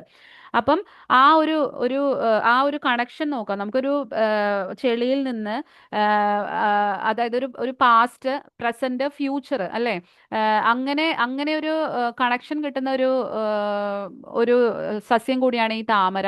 താമര എന്ന് പറയുന്നത് ഒരുപാട് ഇത് ഈ ലളിതാ സഹസ്രനാമത്തിൽ മാത്രമല്ല, മറ്റു പല സഹസ്രനാമങ്ങളും പുരാണങ്ങളിലെല്ലാം എടുത്തു കഴിഞ്ഞാലും ഈ താമര നമുക്ക് എപ്പോഴും സരസ്വതി ഇരിക്കുന്ന താമരയിലാണ്. അത് മാത്രമല്ല എൻ്റർ ക്രിയേഷൻ, മഹാവിഷ്ണു ശയിക്കുന്ന സമയത്ത് നാഭിയിൽ നിന്ന് പൊങ്ങി വന്നത് എന്താണ്? താമരയാണ്. ആ താമരയിൽ ഇരിക്കുന്ന ബ്രഹ്മാവാണ് ക്രിയേഷൻ തന്നെ നടത്തിയത്. ഇപ്പൊ ക്രിയേഷനിൽ തന്നെ, ഭൂമിയുടെ മൊത്തം ക്രിയേഷനിൽ നമ്മൾ മിത്തോളജി നോക്കുകയാണെങ്കിൽ ഭൂമിയുടെ മൊത്തം ക്രിയേഷനിൽ തന്നെ വളരെ പ്രധാനപ്പെട്ട ഒരു പങ്ക് വഹിക്കുന്ന ഒരു സസ്യമാണ് താമര. ആ താമര എങ്ങനെയാണ് ഒരു റീബർത്ത് എടുക്കുന്നത്, അല്ലെങ്കിൽ ഇത്തരം നമ്മുടെ എങ്ങനെയാണ് ഒരു ഹ്യൂമൻ ലൈഫ് നമ്മളെപ്പോഴും പറയുമ്പോൾ നമ്മൾ താമരയെ കണ്ടു പഠിക്കാന്നാണ്. ചെളിയിലാണ് നിൽക്കുന്നെങ്കിൽ പോലും അതൊന്നും അഫക്റ്റ് ചെയ്യാതെ വളർന്ന് പൊങ്ങി നിൽക്കുന്ന ഒന്നാണ്.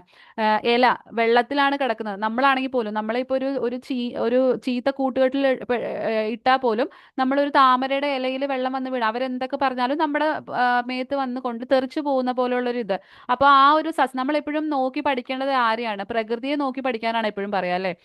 മറ്റുള്ളവർ, അതായത് ബാക്കിയുള്ള കാര്യങ്ങളെല്ലാം ചേഞ്ച് ചെയ്യപ്പെടുന്നതാണ്. ഒരു മനുഷ്യനെ നോക്കി പഠിക്കാൻ പറഞ്ഞാൽ ആ മനുഷ്യൻ എപ്പോൾ വേണമെങ്കിലും ചേഞ്ച് ചെയ്ത് മറ്റൊരു ആളായിട്ട് മാറാം. പക്ഷെ പ്രകൃതിയെ നോക്കി നമ്മൾ പഠിക്കുമ്പോഴോ, പ്രകൃതിക്ക് എപ്പോഴും ചേഞ്ച് ഇല്ലാതെ ആ ഒരു സ്ഥായി സ്വഭാവം വെച്ച് പുലർത്തുന്ന ഒന്നാണ് പ്രകൃതി.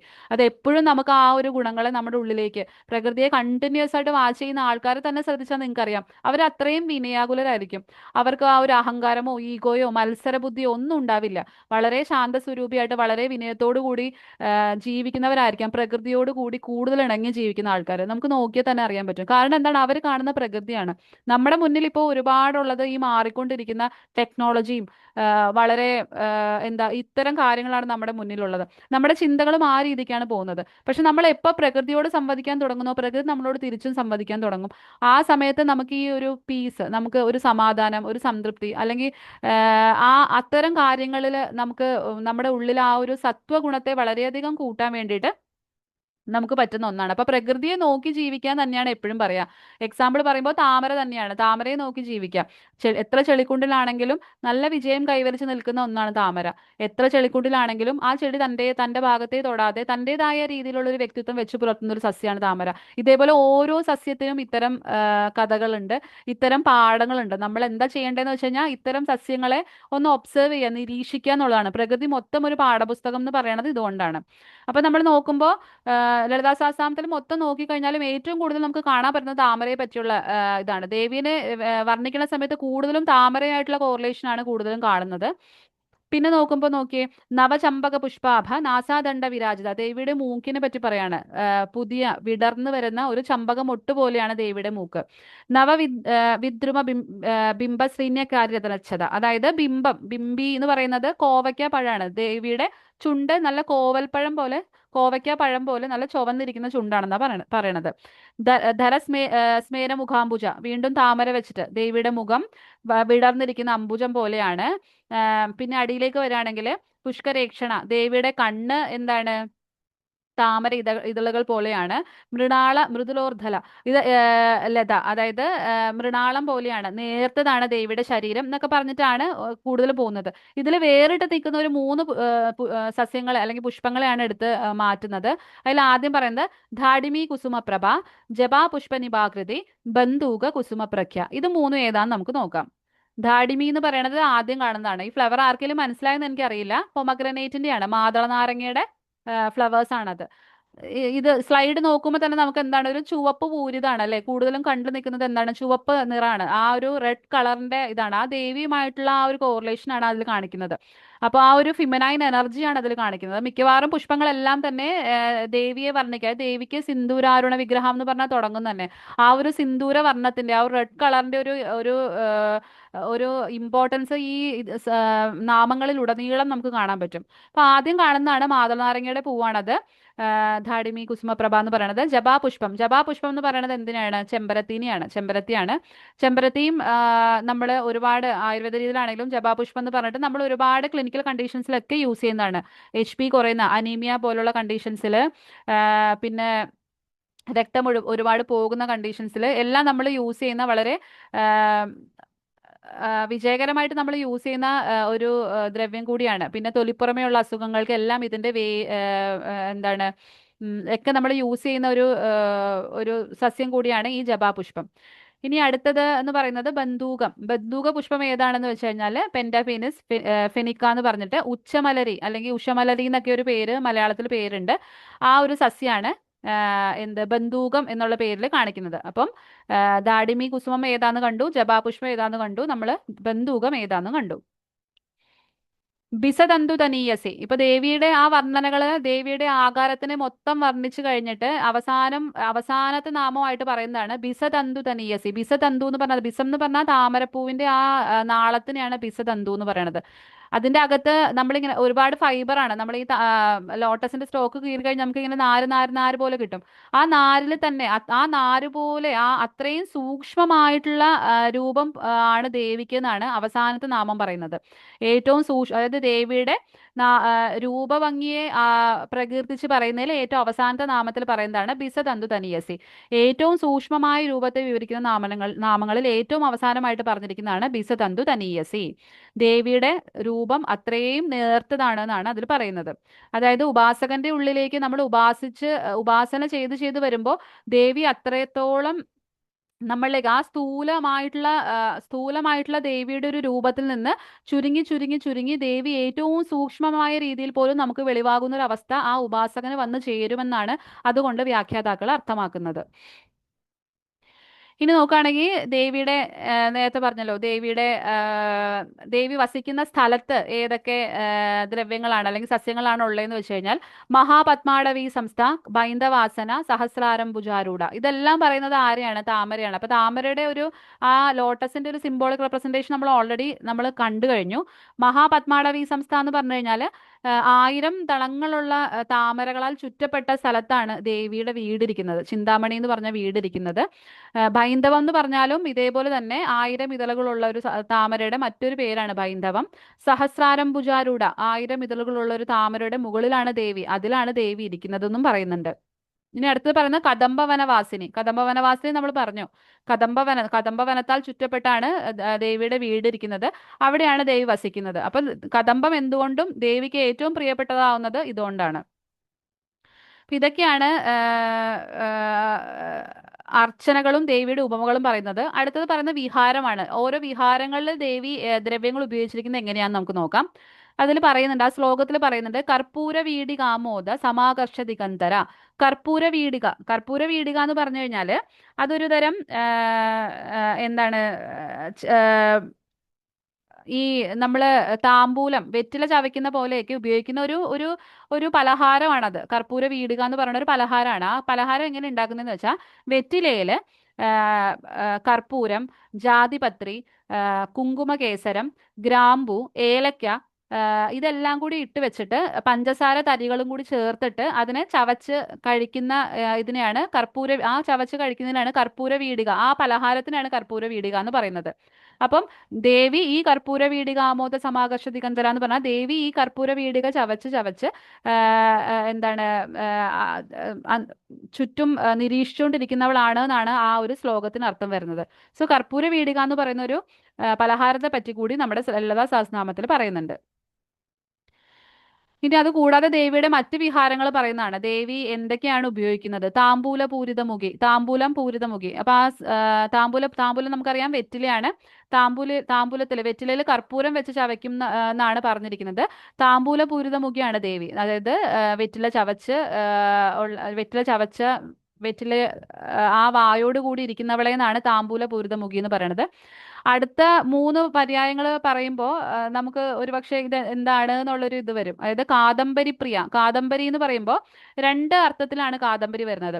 ഒന്ന് കാദംബരി എന്ന് പറയുമ്പോൾ നമ്മുടെ കദംബ പുഷ്പത്തിന് തന്നെ, കദംബത്തിന്റെ തന്നെ പൂവിന് കാദംബരി എന്നൊരു പേര് പറയുന്നുണ്ട്. അപ്പൊ കദംബ പുഷ്പത്തെ ഇഷ്ടപ്പെടുന്നവളെ എന്ന് കൂടി കാദംബരി പ്രിയയ്ക്ക് അർത്ഥം വരുന്നുണ്ട്.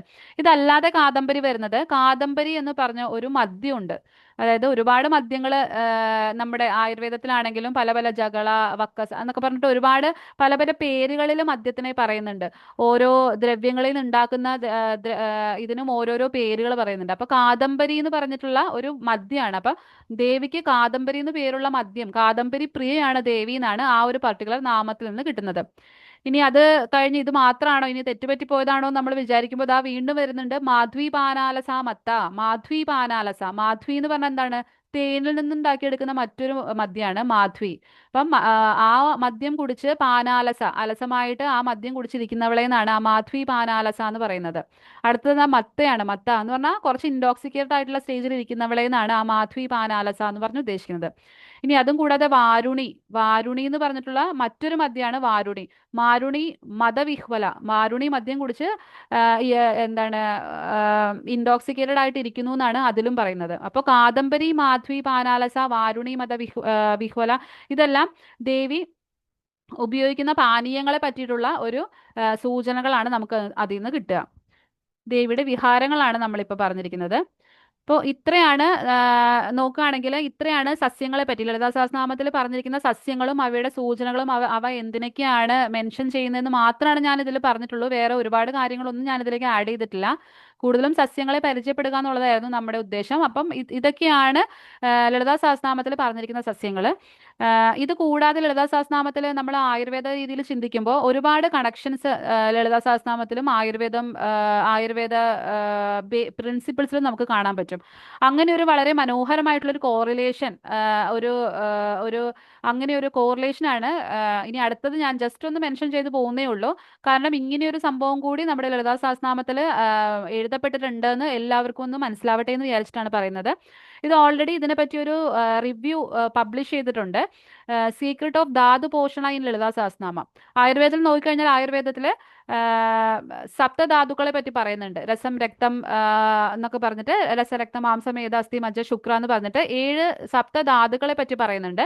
ഈ സപ്തധാതുക്കളുടെ ആ ഒരു പോഷണം, അതായത് ആദ്യം രസം, ഓർഡറിൽ രസമാണ് ആദ്യം വരിക, അതിനുശേഷം രക്തം നറിഷ്മെന്റ് എടുക്കും, അതിനുശേഷം മാംസം, അങ്ങനെ അങ്ങനെ ഓരോ ഓർഡർ പറയുന്നുണ്ട്. ഈ ഓർഡറോട് കൂടി തന്നെ നമുക്ക് ലളിതാ സഹസ്രനാമത്തിലും ഇതേ ഒരു സംഗതി കാണാൻ സാധിക്കുന്നുള്ളത് വളരെ അത്ഭുതമുള്ള ഒരു കാര്യം കൂടിയാണ്.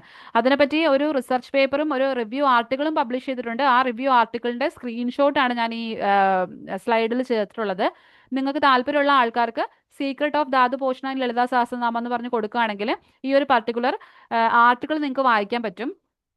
അതിന്റെ കണ്ടന്റ് ഇങ്ങനെയാണ് കൊടുക്കുക. നമുക്കറിയാലോ ഷഡ്ചക്രോപരി സംസ്ഥിതിയാണ് ദേവി. ഷഡ്ചക്രങ്ങളിൽ ഇരുന്ന് ദേവി ഇരിക്കുകയാണ്. മൂലാധാരേക നിലയാന്നാണ് പറയുന്നത്. മൂലാധാരത്തിലാണ് ദേവി ആദ്യം കുടികൊള്ളുന്നത്. അപ്പം നമ്മൾ ഉപാസിച്ചിരിക്കുന്ന സമയത്ത് മൂലാധാരത്തിൽ നിന്ന് ദേവിയെ നമ്മൾ ഉയർത്തി ഉയർത്തി ഉയർത്തി മൂലാധാരത്തിൽ നിന്ന് സ്വാദിഷ്ടം, മണിപൂരം, അനാഹതം, വിശുദ്ധി, അങ്ങനെ ആജ്ഞ, അതിനുശേഷം സഹസ്രാരത്തിലിരിക്കുന്ന ദേവി. ഇങ്ങനെയാണ് ആ ഒരു ഓർഡറിൽ നമ്മൾ ഉപാസകൻ ഉപാസിച്ചു വരുമ്പോൾ ദേവിയെ നമ്മൾ ആ ശക്തി, കുണ്ടലിനി ശക്തിയെ നമ്മൾ ഇവോക്ക് ചെയ്ത് കൊണ്ടുപോകുന്നത് ഇങ്ങനെയാണ്. അപ്പൊ ഈ ഓരോ ചക്രത്തിനും ദേവി പറയുന്നത് ഒരു ദേവത, ആ സഹസ്രനാമത്തിൽ കൊടുത്തിരിക്കുന്നത് ഈ ഓരോ ചക്രത്തിനും ഒരു ദേവത ഉണ്ട് എന്നാണ്. ആ ദേവതയെ പ്രീതിപ്പെടുത്തി കഴിഞ്ഞാൽ നമുക്ക് ആ ധാതുവിന്, അതായത് ഓരോ ധാതുവിനും ഈ സപ്ത ധാതുക്കൾ, ആയുർവേദത്തിൽ പറഞ്ഞിരിക്കുന്ന സപ്ത ധാതുക്കൾക്കും ഒരു അതിദേവതയുണ്ടെന്നും ആ അതിദേവതയും ഈ ഒരു അതിദേവതയുമായിട്ട് റിലേറ്റഡ് ആയിട്ടുള്ള ഒരു ചക്രം ഉണ്ടെന്നുമാണ് പറയുന്നത്. ഇങ്ങനെ വരുന്ന സമയത്ത് ആ ദേവിയെ പ്രീതിപ്പെടുത്തി കഴിഞ്ഞാൽ അതിന് തുല്യമായിട്ടുള്ള ആ ധാതുക്കൾക്ക് ഉണ്ടാവുന്ന ദോഷങ്ങളെ കൂടി നമുക്ക് മാറ്റാൻ പറ്റും എന്നാണ് സഹസ്രനാമത്തിൽ പറയുന്നത്. അങ്ങനെ ഒരു കോറിലേഷനാണ് സഹസ്രനാമം വഴി നമുക്ക് കിട്ടുന്നത്. അതായത് ത്വക്കിൽ എന്തെങ്കിലും ഒരു അസുഖം നമുക്ക് വരുന്ന സമയത്ത് ധാകിനീശ്വരീനെയാണ് പ്രാർത്ഥിക്കേണ്ടത്. വിശുദ്ധി ചക്രത്തിൽ ഉപാസിച്ച്, ദേവിയെ വിശുദ്ധി ചക്രത്തിൽ ഉപാസിച്ച് ധാകിനീശ്വരിയെ പ്രാർത്ഥിക്കണം. പ്രാർത്ഥിക്കുമ്പോൾ പായസാന്നം, അതായത് പാല് കൂടിയ ഉൽപ്പന്നങ്ങൾ, ഇപ്പം ക്ഷീരഭാഗം ആയിക്കോട്ടെ, പാല് ചേർത്ത പായസം ആയിക്കോട്ടെ, ഇങ്ങനെയുള്ള അല്ലെങ്കിൽ പാല് ചേർത്ത് തിളപ്പിച്ച ചോറായിക്കോട്ടെ, പാൽച്ചോറായിക്കോട്ടെ, ഇങ്ങനെയുള്ള കാര്യങ്ങൾ അർച്ചിച്ചുകൊണ്ടും പുറമേ അർച്ചിച്ചുകൊണ്ടും അകത്തേക്ക് കഴിച്ചുകൊണ്ടും നമുക്ക് ഡാകിനി ഈശ്വരിയെ പ്രീതിപ്പെടുത്തി ആ ത്വക്കിന് വരുന്ന രോഗങ്ങളെല്ലാം നമുക്ക് മാറ്റാം എന്നുള്ളൊരു കൺസെപ്റ്റ് കൂടി ഈ ഒരു ഇതിലുണ്ട്. ഇങ്ങനെ പറയുമ്പോൾ എല്ലാത്തിലും ഇപ്പൊ രക്തത്തിൽ വരണമെങ്കിൽ സ്നിഗ്ധ അന്നം കഴിച്ചിട്ട് കുറച്ചുകൂടി എണ്ണമയമുള്ള ഓയിലി ആയിട്ടുള്ള നെയ്യ് അടങ്ങിയിട്ടുള്ള എന്താണ് നെയ്യ് രൂപത്തിൽ മരുന്നുകൾ കൊടുത്തുകൊണ്ട് നമുക്ക് രാഗിനീശ്വരീനെ, അനാഹത ചക്രത്തിൽ ഇരിക്കുന്ന രാഗിനീശ്വരീനെ നമുക്ക് പ്രീതിപ്പെടുത്തി കഴിഞ്ഞാൽ രക്തത്തിൽ വരുന്ന രോഗങ്ങൾക്ക് ശമനം കിട്ടുമെന്ന് പറയണം. മാംസമാണെങ്കിൽ ഗുഡാന്നമാണ്, ശർക്കര ചേർത്ത്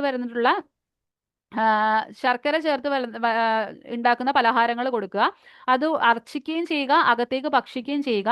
ധാമിനീശ്വരിയെയാണ് മണിപൂരക ചക്രത്തിലിരിക്കുന്ന ദേവിയെ നമുക്ക് പ്രീതിപ്പെടുത്തി കഴിഞ്ഞാൽ സംബന്ധമായിട്ടുള്ള അസുഖങ്ങളെ മാറ്റാൻ പറ്റും എന്നുള്ളൊരു ഇതുണ്ട്. മേധസ്സിലാണെങ്കിൽ മധുപ്രീത ദതി തന്നെയാണ്, അതായത് തേനും ദതിയാണ് കൂടുതൽ കഴിച്ചു കഴിഞ്ഞാലും അതുകൊണ്ട് അർച്ചിച്ചു കഴിഞ്ഞാലും കാകിനീശ്വരീനെ സ്വാധിഷ്ഠാനത്തിൽ ഉപാസിച്ചുകൊണ്ട് നമ്മൾ ചെയ്യുകയാണെങ്കിൽ മേധസ് റിലേറ്റഡ് ആയിട്ടുള്ള അസുഖങ്ങൾക്കൊരു ശമനം വരുമെന്നാണ് പറയുന്നത്. അസ്ഥി ആണെങ്കിൽ പറയുന്നത് മുദ്ഗാന്നമാണ്. മുദ്ഗ എന്ന് പറഞ്ഞാൽ നമ്മുടെ എന്താണ്, ചെറുപയർ. അപ്പൊ നമ്മൾ കൂടുതൽ പ്രോട്ടീൻ ഒക്കെ ഉള്ള സാധനമാണ് ഈ ചെറുപയർ. നമുക്കറിയാം പണ്ട് മുതലേ നമ്മുടെ അമ്മമാരെല്ലാം നമുക്ക് എല്ലിന് ബലം കിട്ടട്ടെ എന്ന് പറഞ്ഞിട്ട് പറയണത് ഈ ചെറുപയർ വെച്ചിട്ടുള്ള ഭക്ഷണമാണ് നമ്മൾ കൂടുതലും കഴിപ്പിക്കാറ്. അപ്പൊ മുദ്ഗന്നം, അതായത് ചെറുപയർ ഒരുപാട് കഴിച്ചു കഴിഞ്ഞാൽ അത് അസ്ഥി സംബന്ധമായിട്ടുള്ള രോഗങ്ങൾക്ക് ശമനം കിട്ടുമെന്നും സാഗിനീശ്വരീനെ മൂലാധാര ചക്രത്തിൽ ഉപാസിച്ചുകൊണ്ട് വേണം അത് ചെയ്യാനെന്നുമാണ് പറഞ്ഞിരിക്കുന്നത്. മജ്ജയിലാണെങ്കിൽ ഹരിദ്രാനമാണ്. അപ്പൊ മജ്ജ എന്ന് പറയുമ്പോൾ നമ്മൾ റിലേറ്റ് ചെയ്യുന്ന ബോൺമാരും ഒക്കെ ആയിട്ടാണ്. അപ്പം ഹരിദ്രയിലാണെങ്കിലും നമ്മുടെ മഞ്ഞള്, ഇത്തരം ഈവൻ എന്താണ് അസ്ഥിമജ്ജാഗതമായിട്ടുള്ള വ്രണങ്ങൾക്ക് വരെ മഞ്ഞള് ഒരുപാട് എഫക്റ്റ് ഉണ്ടെന്ന് നമുക്ക് ഇപ്പൊ റീസെന്റ് ആയിട്ട് ഒരുപാട് റിസർച്ചുകൾ പ്രൂവ് ചെയ്തിട്ടുണ്ട്. മഞ്ഞളിലുള്ള കുർക്കുമിന് ഇത്തരം ആക്ടിവിറ്റികൾ ഒരുപാടുണ്ട് എന്ന് പ്രൂവ് ചെയ്തിട്ടുണ്ട്. അപ്പം ഹരിദ്രാനം കഴിക്കാനാണ്, ഹാഗിനീശ്വരിനെ ധ്യാനിച്ചുകൊണ്ട് ആജ്ഞാചക്രത്തിൽ ഉപാസിച്ചുകൊണ്ട് ഹരിദ്രാനം കഴിക്കാനാണ് സഹസ്രനാമത്തിൽ പറഞ്ഞിരിക്കുന്നത്. ഇനി ശുക്രമാണെങ്കിലോ, ശുക്രത്തില് സർവ അന്നമാണ്, അതായത് എല്ലാ രസങ്ങളും അടങ്ങിയിട്ടുള്ള, എല്ലാ വിധത്തിലുള്ള ഷഡ് രസങ്ങളും അടങ്ങിയിട്ടുള്ള സർവ്വ അന്നങ്ങളും ശുക്ര സംബന്ധമായിട്ടുള്ള രോഗങ്ങളിൽ കഴിക്കണം എന്നാണ് ഇതിൽ പറയുന്നത്. യാഗിനീശ്വരീനെ സഹസ്രാരത്തിൽ ഉപാസിച്ചുകൊണ്ട് വേണം നമ്മൾ അത് ചെയ്യാമെന്ന് പറയണം. അപ്പൊ ഇത്തരം ഈ ഒരു കോറിലേഷൻ നമ്മൾ ആയുർവേദത്തിൽ, ഇപ്പൊ ആയുർവേദം പഠിച്ചിട്ടുള്ള ആൾക്കാരാണെങ്കിൽ അറിയാം, ആയുർവേദത്തിൽ സപ്തധാതുക്കളെ പറഞ്ഞു വരുന്ന അതേ രീതിയാണ്.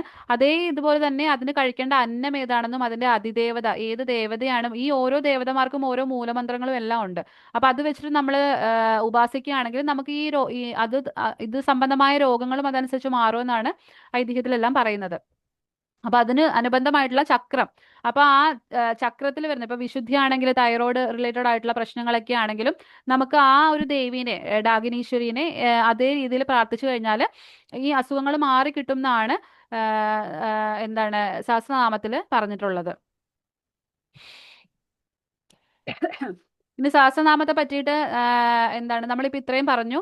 സഹസ്രനാമം നോക്കുകയാണെങ്കിൽ ഇപ്പൊ പറഞ്ഞല്ലോ, ഓവറോൾ നമ്മൾ നോക്കുകയാണെങ്കിൽ പിത്തശമനമായിട്ടുള്ള ചുവന്ന പുഷ്പങ്ങളാൽ ഇതായിട്ടുള്ള താമര പൂക്കളുടെ ഒരുപാട് പ്രയോഗങ്ങളുള്ള, പിന്നെന്താണ് സുഗന്ധപൂരിതമായിട്ടുള്ള ഒരു സസ്യങ്ങളാണ് കൂടുതലും ഇതിലേക്ക് വന്നേക്കുന്നത്. അപ്പൊ നേരത്തെ പറഞ്ഞ പോലെ എപ്പോഴും സുഗന്ധത്തിനും ആ വൊളട്ടൈൽ ഓയിൽ കണ്ടന്റുകൾക്കും എല്ലാം എന്താണ് മനസ്സിനെ കാമാക്കി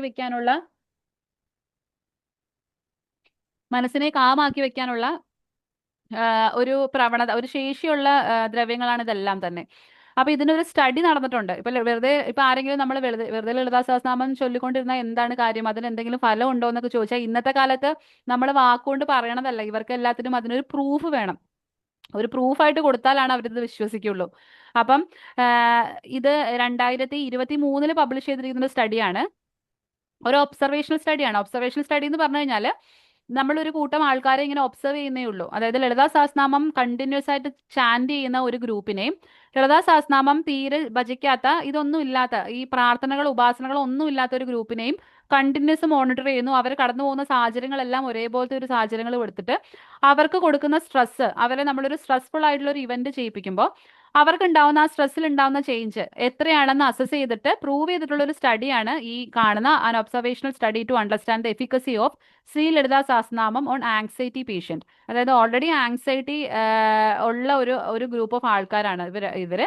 അവരെ നമ്മൾ ലളിതാ സഹസ്രനാമം ചൊല്ലുന്ന ഒരു ഗ്രൂപ്പും ലളിതാ സഹസ്രനാമം ചൊല്ലാത്ത ഒരു ഗ്രൂപ്പും ആയിട്ട് അവരെ കമ്പയർ ചെയ്ത് അവരുടെ ക്വാളിറ്റി ഓഫ് ലൈഫ് എങ്ങനെയാണ്, അവരുടെ ജീവിത സാഹചര്യ മേന്മകൾ എത്രത്തോളം ഉയരുന്നുണ്ട് ലളിതാ സഹസ്രനാമ ഉപാസന കൊണ്ടിട്ട് എന്ന് നോക്കിയിരിക്കുന്ന ഒരു സ്റ്റഡിയാണ്. ഇതിന്റെ റിസൾട്ടിൽ കാണിച്ചിരിക്കുന്നത് ലളിതാ സഹസ്രനാമം ചൊല്ലുന്ന ആളുകൾക്ക് ഈ ആങ്സൈറ്റി വളരെയധികം കുറഞ്ഞും അവർക്ക് വളരെ പോസിറ്റീവ് എനർജി വരികയും എന്തും ചെയ്യാനുള്ള, അതായത് എന്തും ചെയ്യാനുള്ള ആ ഒരു എനർജി അവർക്ക് കിട്ടുന്നുണ്ട് എന്നാണ് പറയുന്നത്. കൂടുതലും സ്ട്രെസ് മാനേജ്മെന്റ് ആണ്, അവർക്ക് നന്നായിട്ട് സ്ട്രെസ്സിനെ മാനേജ് ചെയ്യാൻ കഴിവുണ്ടെന്നും അവരുടെ ക്വാളിറ്റി ഓഫ് ലൈഫ് വളരെയധികം ഇംപ്രൂവ് ചെയ്തിട്ടുണ്ടെന്നുമാണ് ഈ ഒരു പർട്ടിക്കുലർ സ്റ്റഡി വഴി കാണിക്കുന്നത്. ഇത് 2023 പബ്ലിഷ് ചെയ്തിട്ടുള്ള ഒരു പേപ്പറാണ്. നിങ്ങൾക്ക് വായിക്കാവുന്നതാണ്. ഇതിന്റെ ടൈറ്റിൽ നോട്ട് ചെയ്ത് വെച്ചാൽ നിങ്ങൾക്ക് വായിക്കാവുന്നതാണ്. സോ ഉപാസന ചെയ്യുന്ന സമയത്ത് എൻ്റെ അഭിപ്രായത്തിൽ നമ്മൾ എല്ലാവരും ഉപാസിക്കണം എന്നാണ് പറയുന്നത്.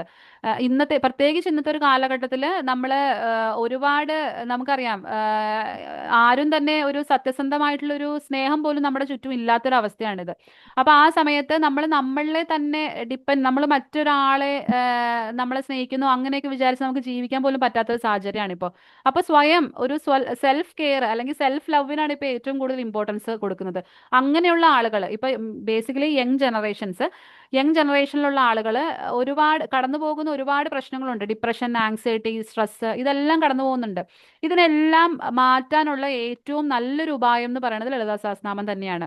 അപ്പോൾ അതിൽ തന്നെ ദേവി പറയുന്നുണ്ട്, സർവ്വസമ്പദ് പ്രദാത്രിയുമാണ്, എല്ലാ സമ്പത്തുകളും നമുക്ക് തരുന്നു. പുരുഷാർത്ഥപ്രദം, ധർമ്മ അർത്ഥ കാമ മോക്ഷം, മോക്ഷം മാത്രമല്ല നമുക്ക് തരാ, ധർമ്മവും അർത്ഥവും കാമവും എല്ലാം തരാണ്. അപ്പൊ 4 പുരുഷാർത്ഥങ്ങളെ ഒരുമിച്ച് തരുന്ന തരാൻ പറ്റുന്ന ഒരു നാമം എന്ന് പറയുന്നത് ലളിതാ സഹസ്രനാമം തന്നെയാണ്. അതിൽ പറയുന്നുണ്ട്, സർവ്വവ്യാധി പ്രശമനി സർവ്വമൃത്യു നിവാരണി. എന്ത് തരത്തിലുള്ള രോഗങ്ങളായിക്കോട്ടെ, അതോ മരണത്തിന്റെ വക്കിൽ നിന്ന് പോലും നമ്മളെ രക്ഷിച്ചെടുക്കാൻ കഴിവുള്ള ദേവിയാണ്. സദ്യപ്രസാദിനിയും കൂടിയാണ്, പെട്ടെന്ന് പ്രസാദിക്കുന്ന ഒരു ദേവിയും കൂടിയാണ് ലളിതാംബിക. അപ്പം ലളിതാ സഹസ്രനാമം എല്ലാവരും തന്നെ ഒരു ഉപാസനയായിട്ട് കൈക്കൊണ്ട് എല്ലാ ദിവസവും രാവിലെ ഏറ്റവും ഉപാസിക്കേണ്ടത്, ഏറ്റവും നല്ല സമയം പറയുന്നത്, ദേവിയുടെ ശക്തി ഏറ്റവും കൂടി നിൽക്കുന്നത് ഒരു 3 മണി, രാവിലെ 3 മണി മുതൽ ഒരു 6 മണി വരെ സമയത്താണ് ദേവിയുടെ ശക്തി ഏറ്റവും, അല്ലെങ്കിൽ നമ്മുടെ എൻ്റർ യൂണിവേഴ്സിന്റെ തന്നെ ഒരു സുപ്രീം പവർ, ആ ഒരു എനർജി നന്നായിട്ട് നിൽക്കുന്ന ഒരു സമയം ആ ഒരു സമയമാണ്. ആ ഒരു സമയത്ത് എഴുന്നേറ്റ് ചൊല്ലിക്കഴിഞ്ഞാൽ ഉറപ്പായിട്ടും നമ്മുടെ ജീവിതത്തിൽ ഒരുപാട് വിജയങ്ങൾ ഉണ്ടാവുന്നതാണ്. അത് ലളിതാ സഹസ്രനാമത്തിൽ തന്നെ ഇത് നമുക്ക് എക്സ്പ്ലെയിൻ ചെയ്ത് തരുന്നുണ്ട്. അപ്പോൾ ഓരോരുത്തരും അത് ജീവിച്ച് കാണിക്കുക എന്നുള്ളതാണ് ഇനി ചെയ്യുക.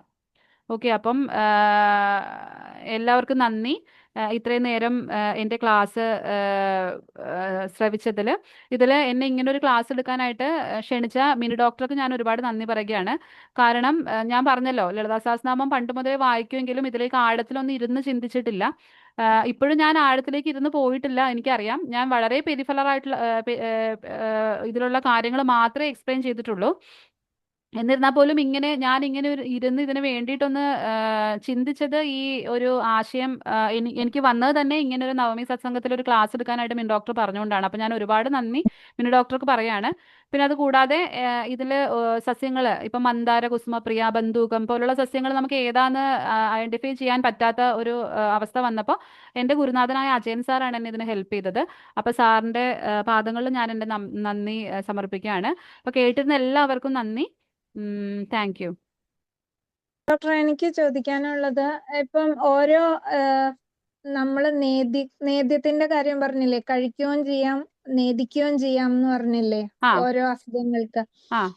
അത് നമ്മള് ചെയ്തുകൊണ്ടാണോ ചാൻഡ് ചെയ്യേണ്ടത്, അതെയോ അല്ലാതെ ജസ്റ്റ് രാവിലെ എല്ലാ ദിവസവും കുളിച്ചു കഴിഞ്ഞിട്ട് സാധാരണ പോലെ വിളക്കത്തിച്ചിട്ട് ചാൻഡ് ചെയ്യണാണോ? നമുക്ക് എങ്ങനെയാണ്? എല്ലാ ദിവസവും അത് ഓരോ ഉപാസന രീതികൾ ഓരോരുത്തർക്കും ഓരോന്നാണ്. അപ്പം ഇപ്പം ലളിതാ സഹസ്രനാമം എന്ന് പറയുമ്പോൾ നമുക്ക് ആർക്ക് വേണമെങ്കിലും ചാൻറ്റ് ചെയ്യാൻ പറ്റുന്ന രീതിയിലുള്ള ഒരു നാമമാണ് ഈ ലളിതാ സഹസ്രനാമം. അപ്പൊ ഇന്ന രീതിന്നില്ല. നമുക്ക് എല്ലാ ദിവസവും രാവിലെ വിളക്ക് വെച്ചിട്ട് നമ്മൾ സാധാരണ നാമം ചൊല്ലുന്ന പോലെ തന്നെ ദേവിയെ ഉപാസിച്ച് ചൊല്ലുക. അപ്പൊ അത് അർച്ചിക്കണം എന്ന് നിർബന്ധമില്ല. അർച്ചിച്ച് കഴിഞ്ഞാൽ കുറച്ചും കൂടി നല്ലതാണെന്ന് മാത്രമേ പറയുന്നുള്ളൂ. അതല്ലാതെ ലളിതാ സഹസ്രനാമത്തിലല്ല, ആ അതിദേവതകളെ അർച്ചിച്ച് നമ്മൾ മനസ്സിരുത്തി ചൊല്ലുമ്പോൾ നമുക്ക് അതിൻ്റെതായ അതിദേവകൾ തരുന്ന ഓരോ ധാതുക്കളിൽ ഗുണം കിട്ടുന്നതാണ് പറഞ്ഞത്. അതല്ലാതെ നമ്മൾ ഉപാസിക്കുന്ന സമയത്ത് നമുക്ക് ഇതൊന്നും വേണ്ട, വിളക്ക് കത്തിച്ച് വെച്ചിട്ട് നല്ല മനഃശുദ്ധിയോടുകൂടി നമുക്കിരുന്ന് ചൊല്ലാവുന്നതേ ഉള്ളൂ. അതും ആ 3 മണി 6 മണി സമയത്താണെങ്കിൽ വളരെ നല്ലതാണ്. എപ്പോഴും സഹസ്രനാമം ചൊല്ലുന്ന സമയത്ത് ഞാൻ പറഞ്ഞല്ലോ, ദേവിയും ഞാനും ഒന്നാണെന്നുള്ളൊരു കൺസെപ്റ്റിലാണ് നമുക്ക് എത്തിപ്പെടേണ്ടത്. അപ്പൊ നമ്മുടെ ഉള്ളിൽ തന്നെയാണ് ആ എനർജി ഇരിക്കുന്നത്. അപ്പൊ ദേവി നമ്മുടെ ഉള്ളിൽ തന്നെ വിളങ്ങുന്ന ഒന്നാണ്. ആ കുണ്ടലിനി ശക്തിയാണ് ദേവി. അപ്പൊ ആ ദേവി ഉണർത്താൻ വേണ്ടിയിട്ട് നമ്മൾ നമ്മുടെ ചക്രങ്ങളിലേക്ക് കോൺസെൻട്രേറ്റ് ചെയ്തിട്ട് ആദ്യ സമയത്തൊക്കെ നമുക്ക് ഒരുപാട് ബുദ്ധിമുട്ടുണ്ടാവും. നമ്മുടെ ഉള്ളിലേക്ക് മറ്റു മറ്റു ചിന്തകളൊക്കെ ഇങ്ങനെ വന്നു പോകും. പക്ഷെ നമ്മൾ ആ ഒരു പോയിന്റിലേക്ക് വന്ന് ദേവിയിലേക്ക് മാത്രം നോക്കി ആ ഒരു അർച്ചന നമ്മൾ ചൊല്ലി തുടങ്ങി വെക്കുക എന്നുള്ളതാണ് ഏറ്റവും വലിയ കാര്യം. അപ്പം സാധാരണ വിളക്ക് കത്തിച്ച് സാധാരണ നാമം നമ്മൾ ചൊല്ലുന്ന പോലെ തന്നെ നമുക്ക് ഉപാസിക്കാവുന്ന ഒന്നാണ് ലളിതാ സഹസ്രനാമം. അപ്പോ പീരിയഡ്സിന്റെ ടൈമില് പറ്റില്ല, അല്ലാത്ത ടൈമില് രാവിലെ കുളിച്ചിട്ട് ഇതേപോലെ ഈ സമയത്ത് ചെയ്യാവുന്ന അല്ലേ? പീരിയഡ്സിന്റെ ടൈമിൽ അതിനൊരു രണ്ട് രീതിയിലുള്ളൊരു ആൻസേഴ്സ് ഉണ്ട്. പക്ഷേ അതിൽ തന്നെ, അതായത് എനിക്ക് തോന്നുന്നത് പീരിയഡ്സിന്റെ സമയത്താണെങ്കിൽ കൂടി നമുക്കത് അത് അത് മനസ്സിൽ ചൊല്ലാനോ അല്ലെങ്കിൽ ചൊല്ലുന്നത് കൊണ്ട് കുഴപ്പമില്ല എന്നുള്ള രീതിയാണ് എനിക്കുള്ളത്. വ്യത്യസ്തമായ അഭിപ്രായങ്ങൾ ഉണ്ടാവാം. വിളക്ക് കത്തിച്ച് ചൊല്ലണ്ട, പക്ഷെ അതല്ലാതെ നമ്മുടേതായ രീതിയിൽ അത് ചൊല്ലാം എന്നാണ് എൻ്റെ പേഴ്സണൽ ആയിട്ടുള്ള അഭിപ്രായം.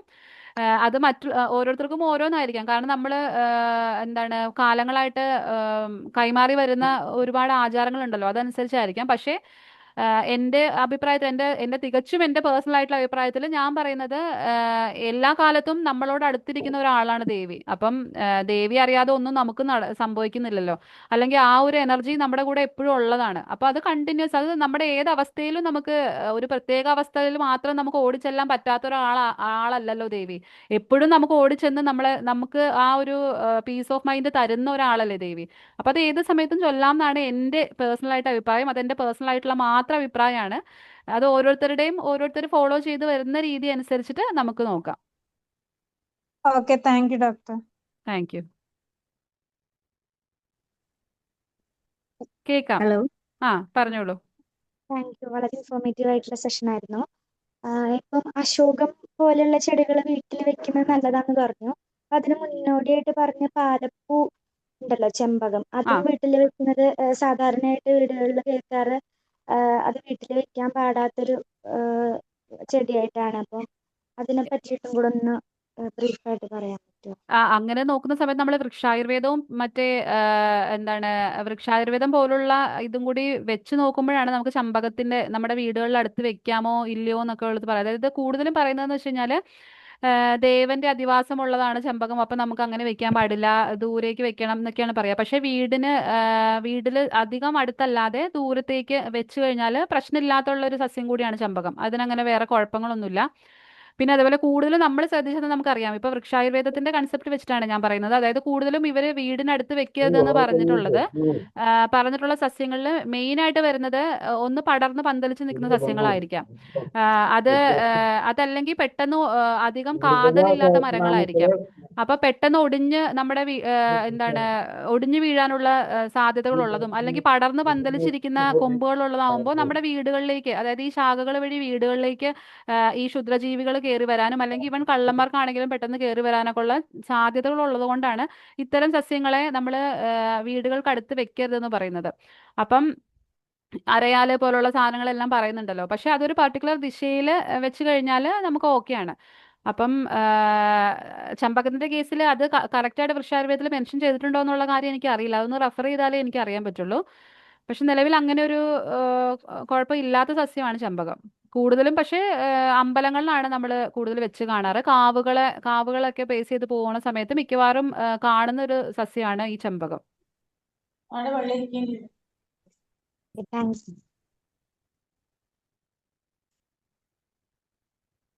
ഡോക്ടർ ഇത് ഈ പൊൻചമ്പകമല്ലേ ഇത്? ആ അതാണ് സർ. നമസ്കാരം സർ. നമസ്കാരം. സാറ് ദ്രവ്യത്തില് ഭയങ്കര എക്സ്പെർട്ട് ആയിട്ടുള്ള ആളാണ്. സർ പൊൻചമ്പകാണ്. ആ നമ്മുടെ നാട്ടില് നമ്മൾ അതിനെ ചമ്പകം എന്നുള്ള പേര് തന്നെയാണ് പറയുന്നത്. അപ്പം അതുകൊണ്ടാണ് ഞാൻ പിന്നെ ചമ്പകം എന്നുള്ള നമ്മുടെ സംസ്കൃത നാമത്തിലെ ബേസ് ചെയ്തിട്ടാണ് ആ മൈക്കേലിയ ചമ്പക എന്നുള്ള പേരില് പറഞ്ഞത്. അതില് നമ്മളെ ഇവിടെയൊക്കെ കാവുകളിലൊക്കെ ഉള്ള ചെമ്പകം എന്ന് പറയുന്നത് ആ രണ്ടു തരം. ഒന്ന് ചുവന്നതും ഒന്ന് ആ മഞ്ഞ കളർ, മഞ്ഞയും വൈറ്റും ഉള്ളതും. ആ അതാണ് ഹാ നമ്മുടെ ഈ വലിയ ഇലയില്ലാത്തൊരു സംഭവമില്ലേ, അതിനകത്ത് ഈ പൊട്ടിച്ചു കഴിഞ്ഞാൽ അതിനകത്ത് പാല് വരുന്ന ചെമ്പകം. ഹാ ഹാ ഹാ മനസ്സിലായി സർ. അതാണ്, അതിനെയാണ് ഇവിടെ ചെമ്പകം എന്ന് പറയുന്നത്. ശരിക്കുള്ള പറയുന്നത്. ചെമ്പകം മറ്റേ ഡോക്ടറെ ഇമേജ് കൊടുത്ത ചെമ്പകമാണ്. അതെ അതെ അതെ അതെ അതെ. അതുകൊണ്ടാണ് മിക്കവാറും, അതായത് നമ്മളിപ്പോൾ പഠിച്ചുകൊണ്ടിരുന്ന സമയത്തൊക്കെ ഇതേപോലെ നമ്മൾ കൂട്ടം ചേർന്നിരുന്ന ചെടികളുടെ പേര് പറഞ്ഞ സമയത്ത് കണ്ണൂരിൽ നിന്ന് വരുന്ന ആളുടെ പേരായിരിക്കില്ല തിരുവനന്തപുരത്തുള്ള ആളുടെ പേര്, അതായിരിക്കില്ല എറണാകുളത്തുള്ള ആളുടെ പേര്. അപ്പം നമ്മൾ അതിനെ പാലാന്നാ പറയാ.